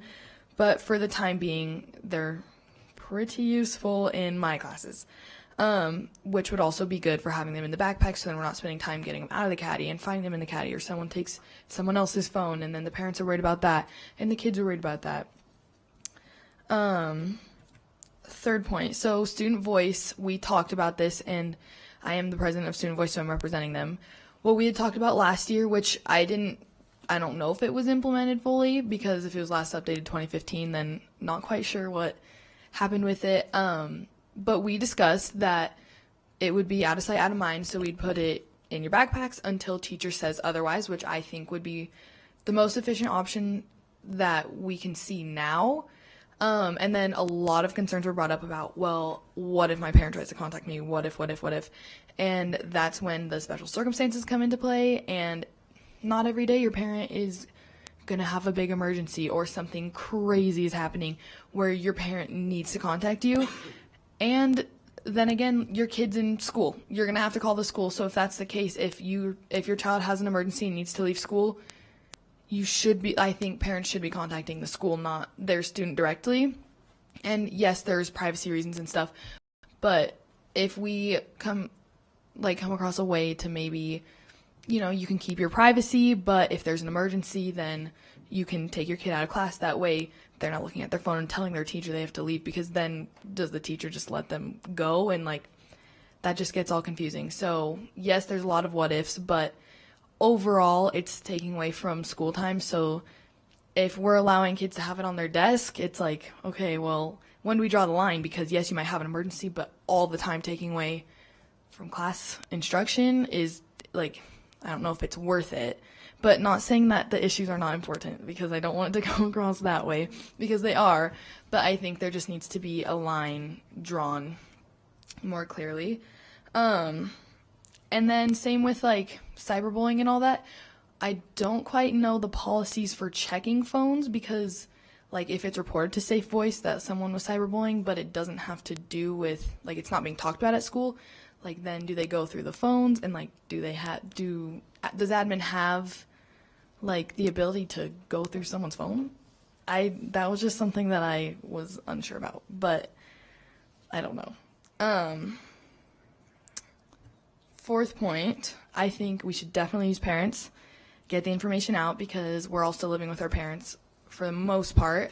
And so I think parents, they want to know, and can't hurt to tell them and get their input, just to see where that's at and make them feel more connected to what we're doing, because it does pertain to them. They're supporting us in our education. I would also like to see more teachers in the halls supporting, just making sure no fights break out and stuff like that, because that's when the phones come out, and that's when people want to go on their phones, is to gossip and do all of that. So I think having more teachers in the halls during passing would just make a more comfortable environment for a lot of our students. Last thing is, I know at my school we rely off our phones for educational uses, and we rely off it. I'm in leadership, and so we use it for leadership because it's the only way we really outreach besides announcements, but no one listens to announcements. So it gets really hard to not need to use phones, but everything we're doing, we're making kids go to their phones for. So that kind of gets confusing, because we're trying to be don't go on your phone, but everything you're going to need to know for school and extracurriculars is going to be on your phone. So that gets confusing, and kids can't just access school laptops to be oh, what's the theme of the football game tonight? So things like that get confusing, which is why I think maybe we start with a policy that allows us to have our phones in our backpacks, and until that becomes an issue, then we can revise it. So maybe we have a 3-year plan where it becomes maybe more intense, okay, now it's in the phone caddy the second year, and then the third year it's in your locker for the whole day. But my school doesn't use lockers, so that wouldn't work. But things like that, where maybe we can ease into it, because I think we should start with something and then be prepared to revise it. We can't go into it thinking oh, this is going to work immediately. But what Clerk Rodriguez was saying is we can't just jump the gun on it, but I think also it would be really good to maybe make a 3-year plan where each year we plan to revise and know what we want to do with it further, so that it becomes less of an issue. But I think we should start with out of sight, out of mind, unless instructed otherwise by the teachers. Well, thank you so much, Annie. We appreciate that. And thank you so much, Associate Chief Hackbush and Deputy Superintendent McMaster. We really appreciate this conversation. Thank you. All right, folks, that closes item 3.05 and section 3 in its entirety, and we'll move on now to section 4, our reports, starting with our student representatives report.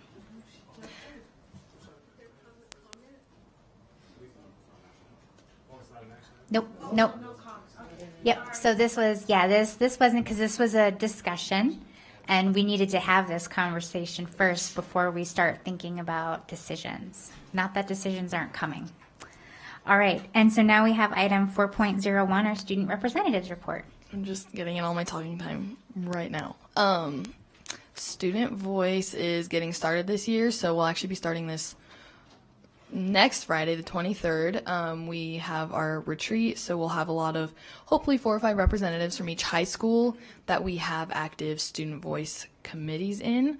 And then we'll be meeting and talking about our top 3 issues, which I'll probably report back about because we like to make a list of 3 things that we really want to work on and then come up with groups or something along the lines of that. And yeah, I mean, we haven't really started with much yet, but school's starting and everyone's busy, so next week we'll kind of get into it and yeah, work on making schools a better place for all of our students.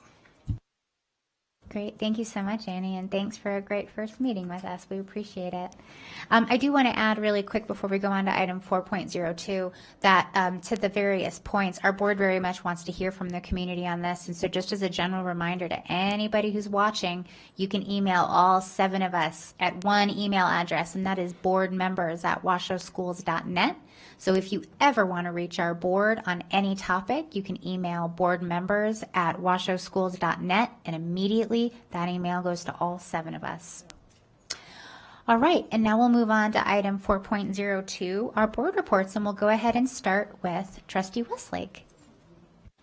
Thank you, President Smith. So I am very happy that school has started. I was absolutely bored out of my mind. And then I just want to give a shout out to our USA men's gymnastic team. I was able to watch them compete in Paris. To Stephen, aka Goggles, Asher, Paul, Brody, and Frederick. Thank you for bringing home the bronze for our overall men's gymnastics, and for Goggles bringing home the bronze for his pommel horse performance. I was able to watch Luke Hobson in the men's freestyle 4x200 swimming, and he is a graduate of Reno High. It was so dang exciting, I can't even tell you. But not as exciting as getting back into school. So I attended the are my pictures there? I never do pictures, so the WEA luncheon to welcome our new teachers. It was amazing to see all the new faces that are ready to serve our children. I am so appreciative. I also attended, I want to comment on this. The speaker, and I cannot remember his name for the life of me. What is it? Coach Rudy. But he had some just exciting things to get the classroom invigorated, and so that was great to see that. I went to the Community Health Alliance. Shout out to Oscar Delgado and Megan Dugan on Wells. There's also a brand new one in Sun Valley and one on Sparks on Audie Boulevard. They do so much for the community. And this was for the police appreciation and awards. And we have some heroes, not just police officers, but we actually have heroes that are in the Washoe County School Police. This is Sergeant Diamond at the Back to School Expo, where hundreds of backpacks were given out to our students. I want to thank our communication team members, Chad, Amber, and Giovanna. What an amazing turnout. We also had HR there. It was amazing. And thank you to Les Schwab, Richard Harris Law Firm for donating backpacks. That's Mavericks for our new WCTE program. Just amazing tables. That's all the tables there at the town mall. So, oh, Sparks, hi. All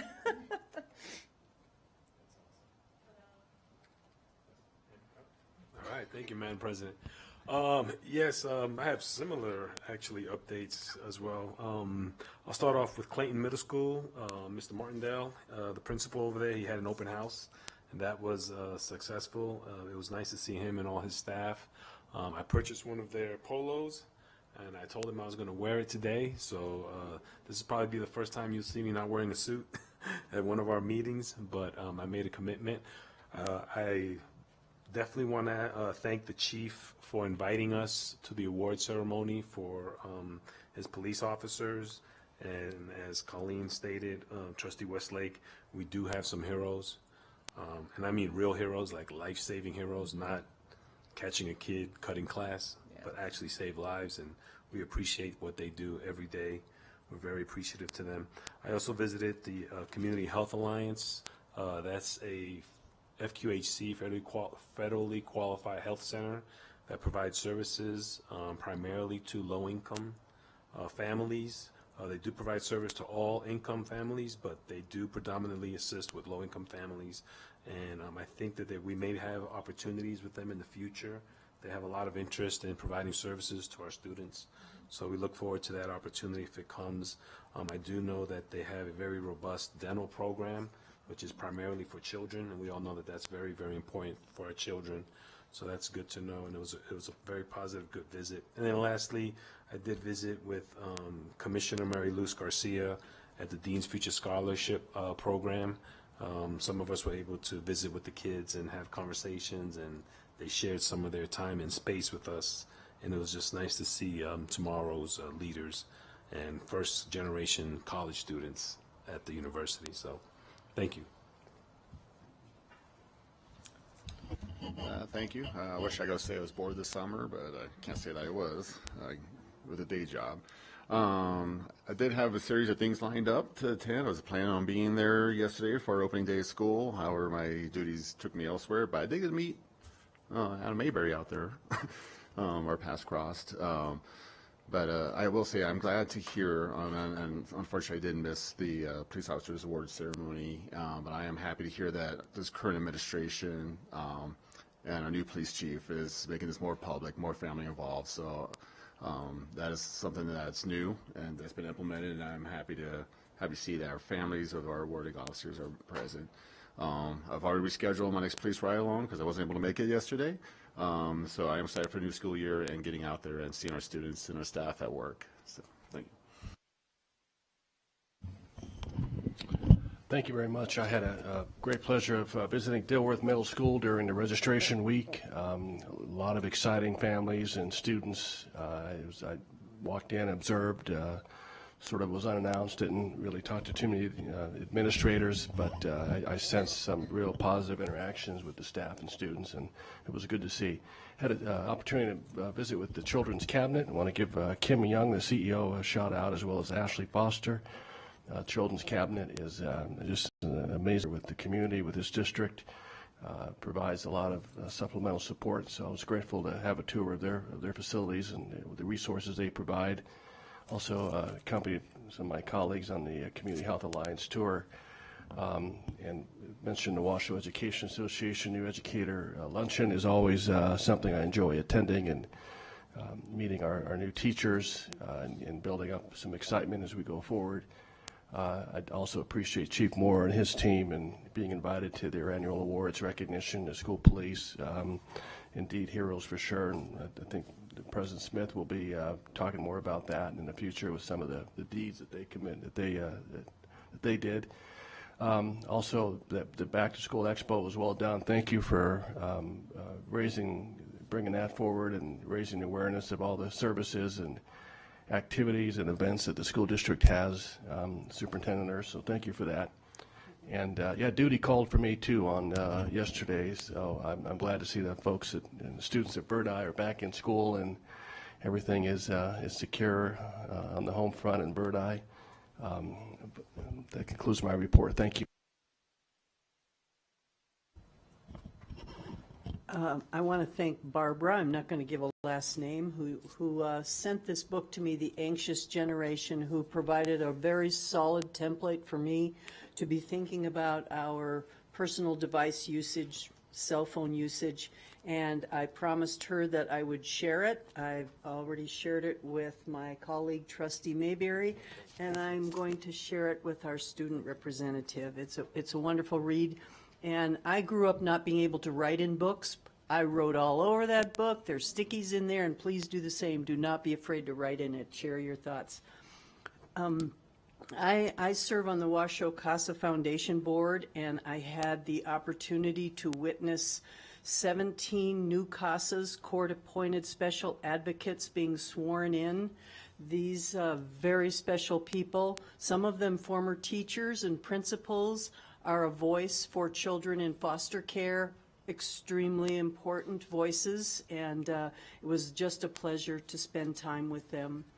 I attended the Clayton and Billinghurst open houses, and I'll tell you, it was fun watching people try and open lockers and parents trying to help them and finding their classrooms, and it reminded me of days gone by because I been there, done that, and it was just fun. It was just fun. And there was also an icy truck, and everybody loved that.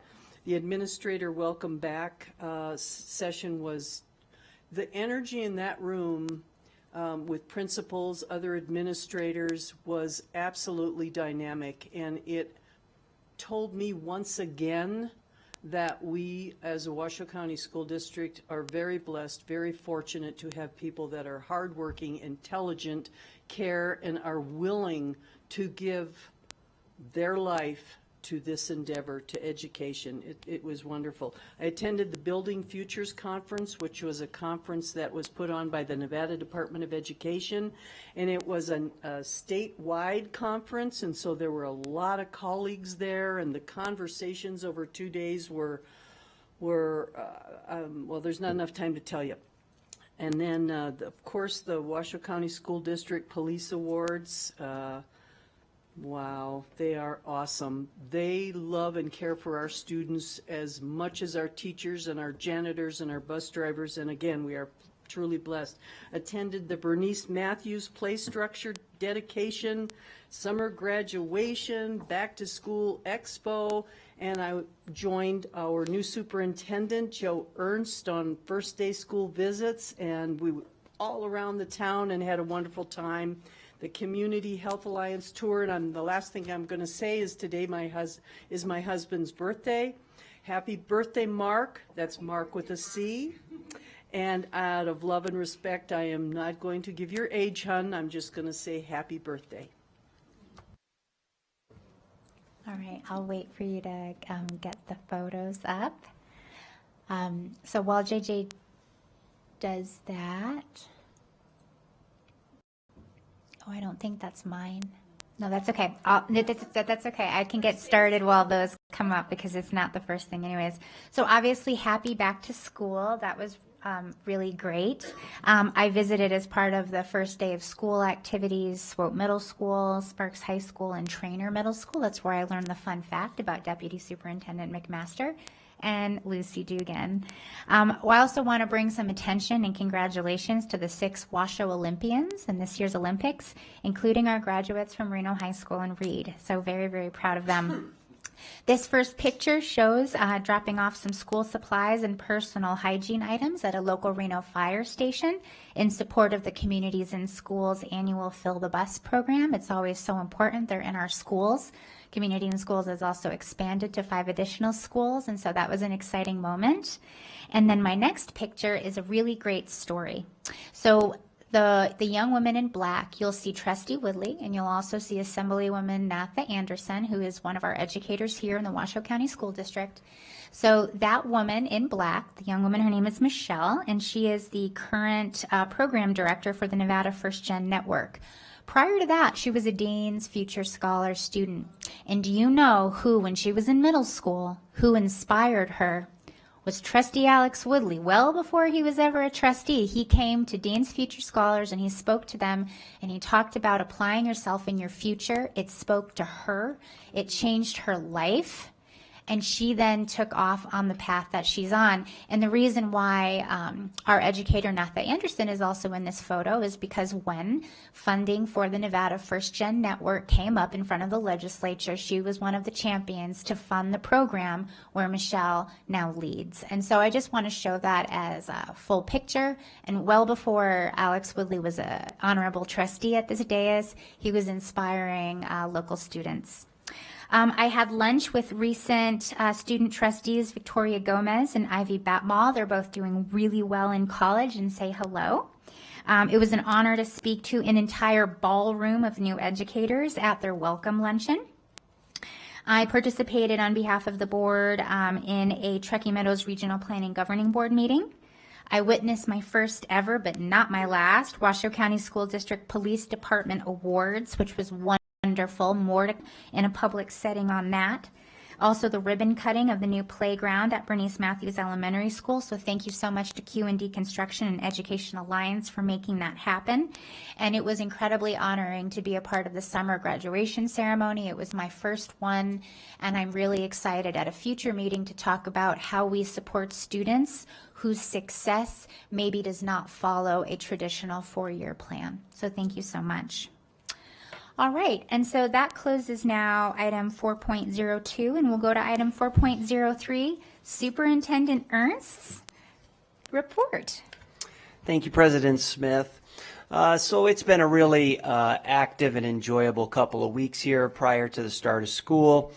Kind of take it back to visiting with our new teachers back at our WEA back to school. Really great event, and it really reminds us all on why we come into education. Such an exciting opportunity to impact our students' lives, and it was great to be able to visit with all of the new educators, and it was a real nice event.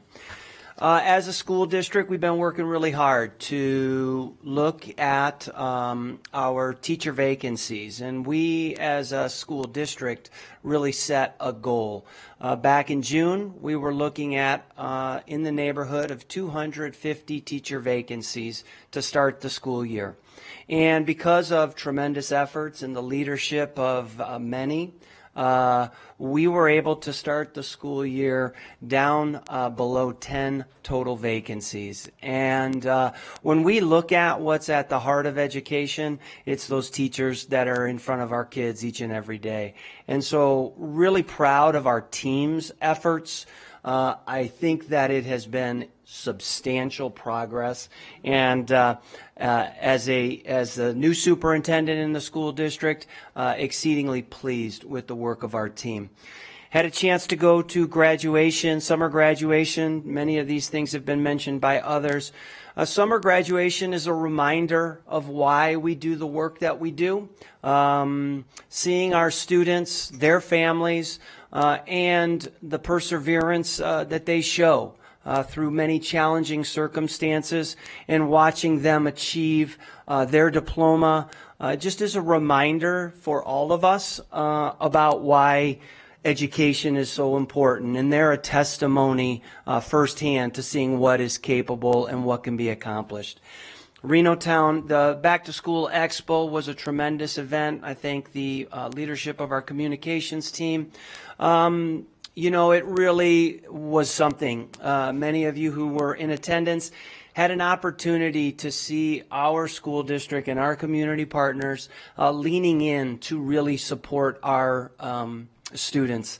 When I arrived, had a chance to see what the end of the line looked like, and that end of the line was probably about 150, 200 families who were coming through to get backpacks and school supplies and books. And it was just a really tremendous event. So many of our staff were on hand, helping students get registers, finding their bus stops on the first day of school. Just again, tremendous teamwork to get started. That took us to yesterday, the back to school, and back to school events were tremendous. I think the principals who took time out of their day to welcome all of us to their schools and take us around and see so many of the exciting things that were happening at our school. And then also wanted to talk about some of the work that occurs behind the scenes. Clerk Rodriguez talked about some of his efforts and where they were this week. And those efforts are also within our school district, our operations, our emergency management team, our communications, our associate chiefs, our principals, all working to make sure that we are best supporting a community in crisis. And we're able to rally around some tremendous circumstances that occurred late Sunday evening and into early Monday morning.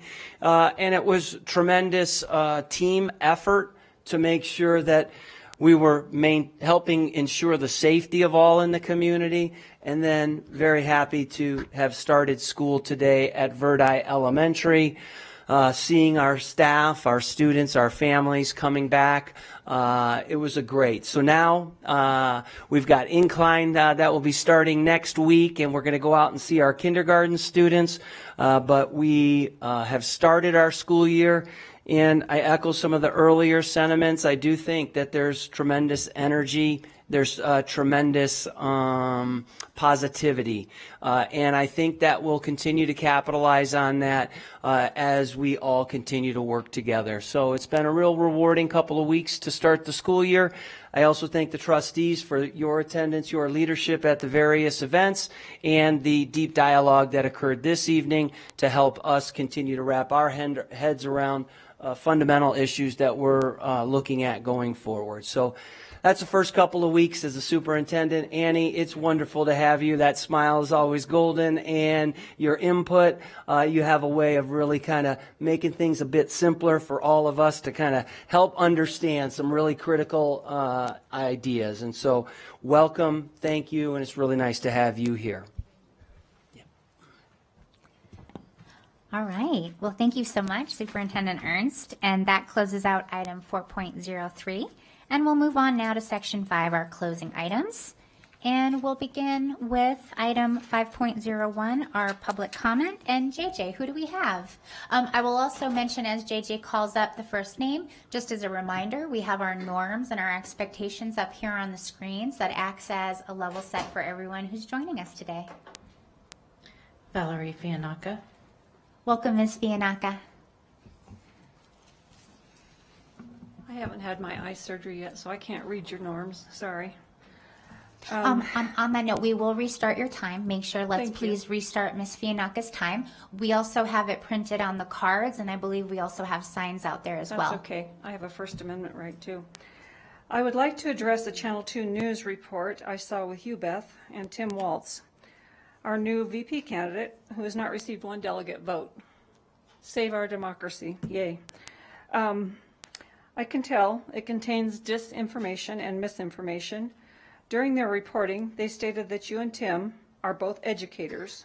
If this is true, I'll apologize here and now, right here at this spot. If you have a degree in education, I'm very sorry. I have devoted my time here today. I have asked them to correct their mistake, but perhaps you can clear it up since they don't want to on their own. You have loads of sway with the press. Both you and Mr. Waltz are good at lying. As we now know, he's also guilty of stolen valor. I suspect neither of you would know the absolute truth if it hit you in the face. Thank you, Ms. Fiannaca, and I can confirm I've never called myself an educator. Thank you, JJ. Who do we have next? Roger Edwards. Welcome, Mr. Edwards. Okay.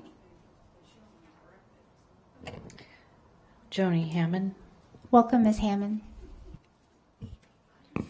Good evening, Superintendent, President Smith, and trustees. I'm Joni Hammond. I want to compliment you on the discussion today on electronic devices. It was the first time since I've attended school board meetings that you actually talked about education of students. Thank you, President Smith, for saying, quote, "We want to improve academic outcomes." I have never heard that before. A big part of today's meeting was spending $63,707,782.02. No mention of how the money will improve education. While it's nice to know every child's name, it would be more impressive for you to show how the children are being educated. Did all of you forget we're the worst school district in Nevada? And Nevada is the worst schools in the nation? We also have the distinction of having the most pornographic books in school libraries of any school district in the nation. The research was done by Capital Resource Institute. There's ongoing violence in schools against students and teachers. Do you wonder if part of the problem in hiring teachers and other workers in schools is they don't want to work here? I think at the beginning of the year, it's time to look at what could be done to improve education of our students and also keeping our teachers safe and what could be done differently to improve education. Yes, I said improve education twice. Thank you very much, Ms. Hammond. Darla Lee. Welcome, Ms. Lee.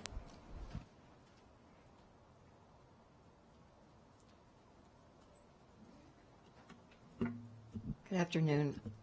Darla Lee for the record. Yes, I'd like to actually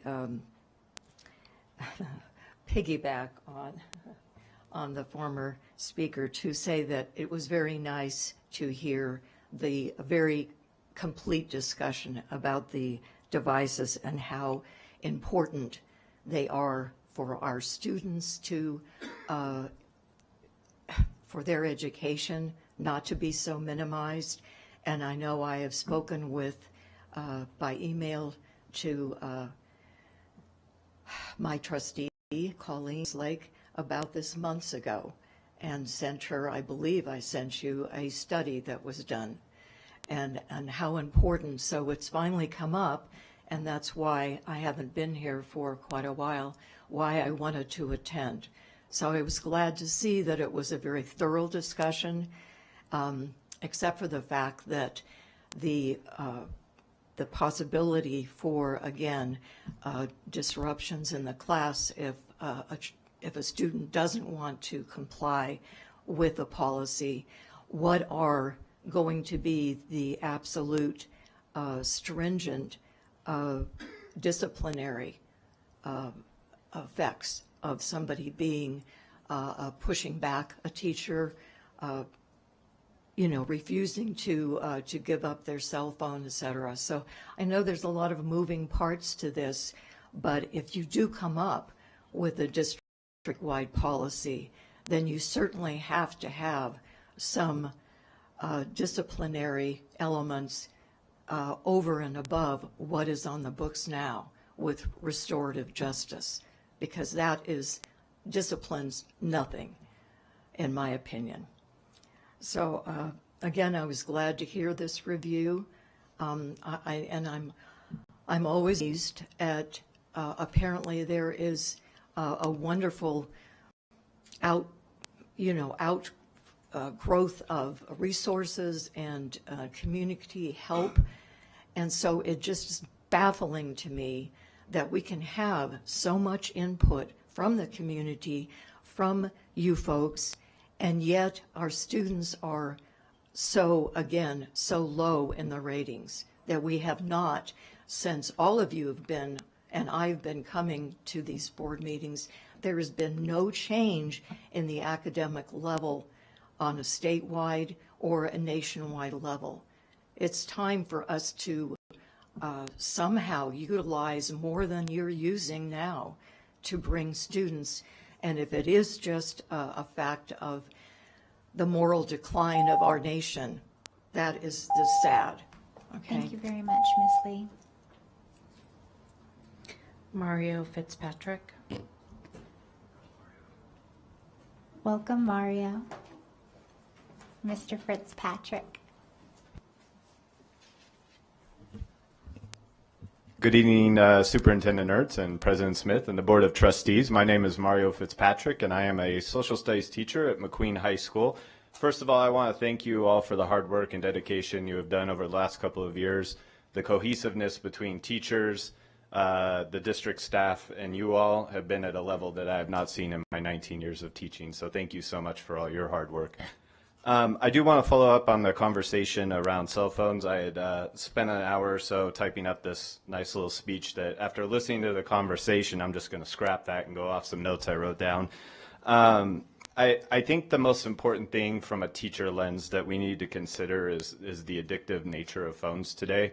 5 years ago, I felt very strongly that I could reteach and teach students, as Associate Chief Hackbush talked about, the responsible way to use cell phones. That took care of 99% of the problems, but I will say that since the pandemic, that has definitely shifted. Students are tied to their phones in a way that I, as a non-psychologist, can understand. But I know that even as adults, we all find ourselves guilty sometimes of probably being on our phones when we shouldn't be. And I find it much, much more difficult now to teach students the appropriateness of when you should be on your phone. And unfortunately, our teachers are the front lines of this. And I know that many of you feel very strongly about this, that one of the most important things that leads to student success in a classroom is building relationships. Last year, I had 36 documented instances where I had to take a phone from a student, which meant they were not happy with me, which meant that they were probably disengaged from the learning that we were doing in my classroom. In one instance, a student that I had to take her phone after multiple violations at the beginning of the year, her and I did not have a great relationship.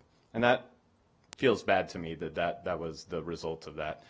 Similarly, I had another student that was a great student all year last year, who at the end of last year started to be on her phone more consistently. I took it, I told her she could come back at the end of class, and she started crying and yelling at me. And this was a student that I had a good relationship with all year. So there's something going on there that didn't exist previously that I do think that we really do need to address. I appreciate some of you commenting tonight that we need to tackle this sooner rather than later. There is no perfect policy for this. We can't let perfect be the enemy of good. And I think that the sooner that we can do this, the better off we're going to be. And the last note I just want to leave you with is that think about this, that tomorrow there will probably be hundreds, if not thousands, of students who will lose instructional minutes because they are distracted by their cell phone. Thank you for your time. Thank you very much, Mr. Fitzpatrick. Bruce Foster. Welcome, Mr. Foster. Hey, good evening, and we are all getting hungry. Ladies and gentlemen, Bruce Foster, for the record, a granddad of 9 grandkids, and I really appreciate you reviewing this thing. This is a supercomputer.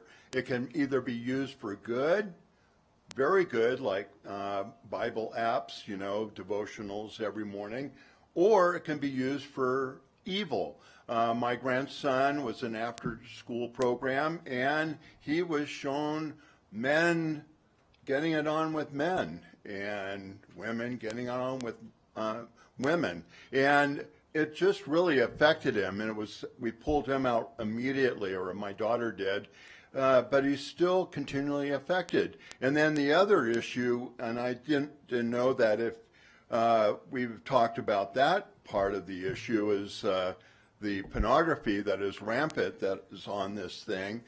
We have an issue where I ran into a best girlfriend of my stepdaughter that teaches math at Reed High School. And she says this is the main problem that she has, besides not having enough officers to quell the destruction of Reed High.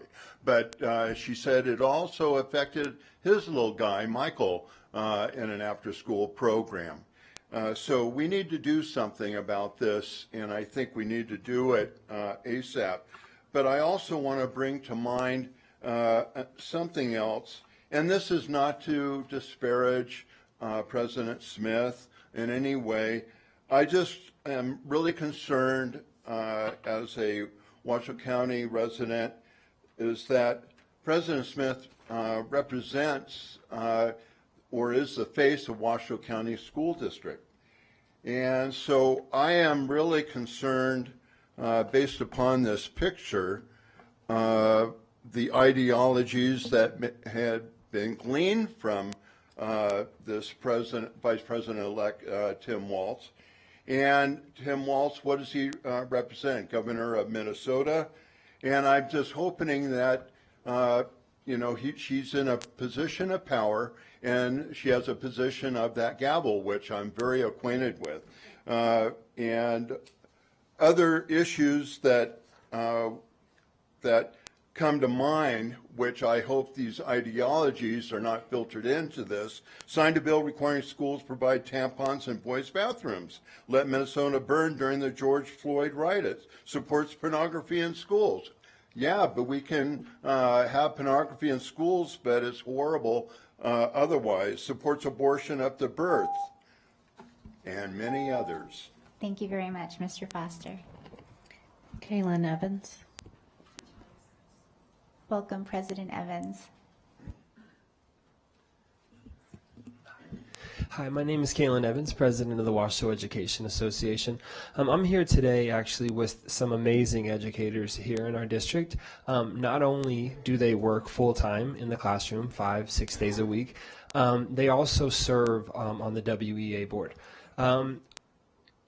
As you all know, I'm out at a lot of things. I'm president at a lot of things.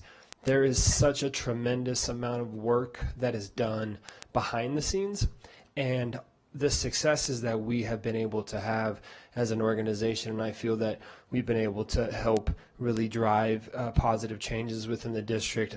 None of these things happen without some of these amazing folks here today. We had a few of them that couldn't get childcare, but again, not only are they teaching, but they have families, and then they do this full time. They chair committees within our organization, the committees that really drive the organization as a whole. And so we wanted to make it a point to get out here as we're starting a fresh new year to let them introduce themselves real quickly and put the faces behind really the people who are doing the work for our organization. So thank you. Thank you very much, President Evans. Gilbert Lenz. Welcome, Mr. Lenz. Hi, I'm assuming this is the one Caitlin turned in. I was going to speak also later. I'm Gilbert Lenz. I teach at North Valleys High School. You want to do all of it? Okay. I'm Gilbert Lenz. I teach at North Valleys High School. I teach agricultural mechanics. This is just going to be a quick thing. I'm an educator. I'm also a combat veteran. And I'm also a board member of the WEA. I'm the treasurer for the WEA. I've been teaching it in Washoe County School District since 2008 with a couple of breaks for deployments and other training and things like that. So I guess I'm hitting my cell phone thing also. Our societies as a whole has become completely dependent on our phones. We are familiar with the plethora of features contained in this little box, which I just altered and wrote my thing on.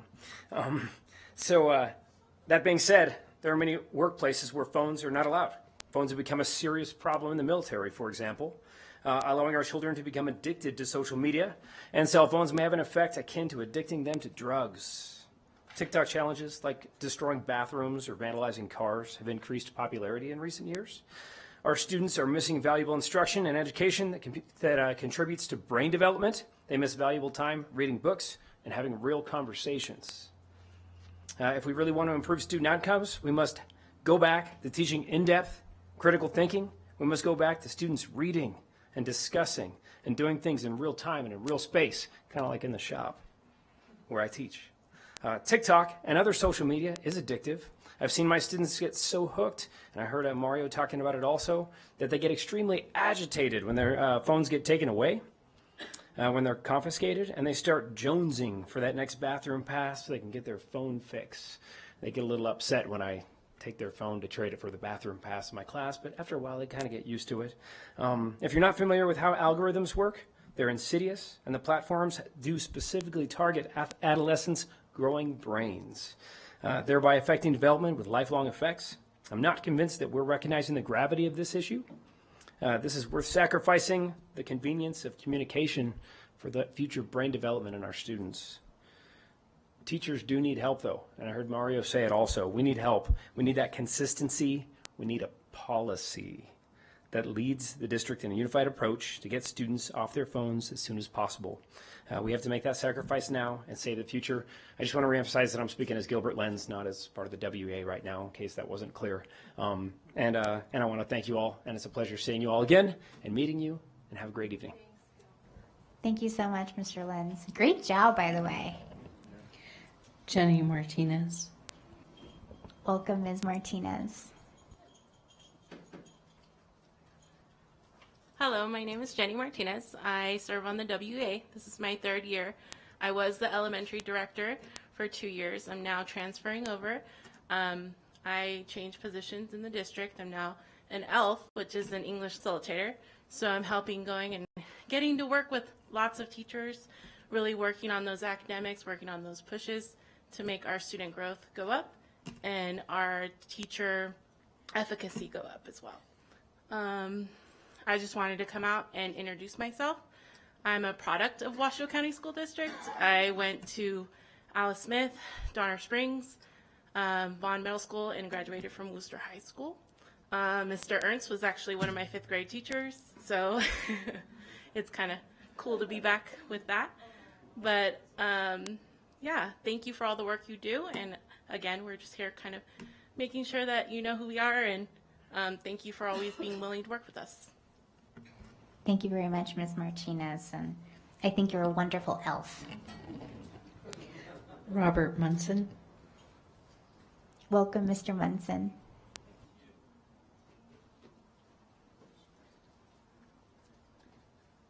Good evening. My name is Robert Munson. I am the Vice President of the Washoe Education Association. I also serve on the Nevada State Education Association Board of Directors as well.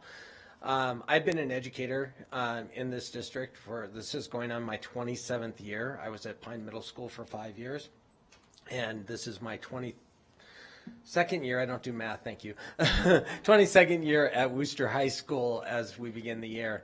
I am a product of Washoe County. I went to Glenn Duncan, Trainer Middle School, and Hug High School. I went to the University of Nevada, Reno. I love this district. I think that it is provides a lot of opportunities for our students. Do we have a lot of room to grow? Absolutely. And one of the reasons I serve on this board of directors is because I feel like advocating for educators, advocating for our staff, advocating for the funding for our schools is advocating for our students. We need to advocate for our students so that we have the best education opportunities, and that we as a staff and as a district are looking out for our kids. So I believe that working at the state level, at the legislature, working at the local level with the school board, partnering with you, educators, all across the board, bus drivers, school lunch workers, our counselors, everybody, speech pathologists, everybody, working together, we can provide the best opportunities for our kids. Thank you for the work that you do. Thank you for working with our associations, and thank you for partnering. Thank you very much, Mr. Munson. Adrienne Connolly. Welcome, Ms. Connolly.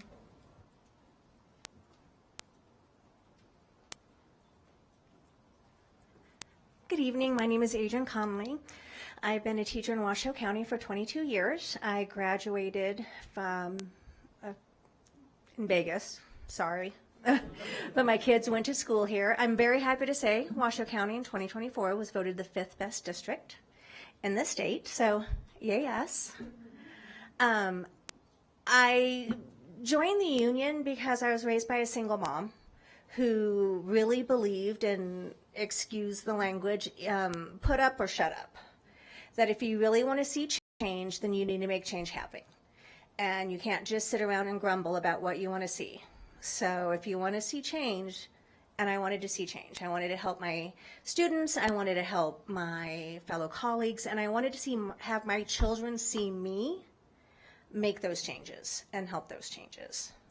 So that's why I did it. And I'm very happy to see my children now have graduated from Reed and making those changes and seeing them making positive changes in people's lives. So, thank you. Thank you very much, Ms. Conley. Maggie Babb. Welcome, Ms. Babb.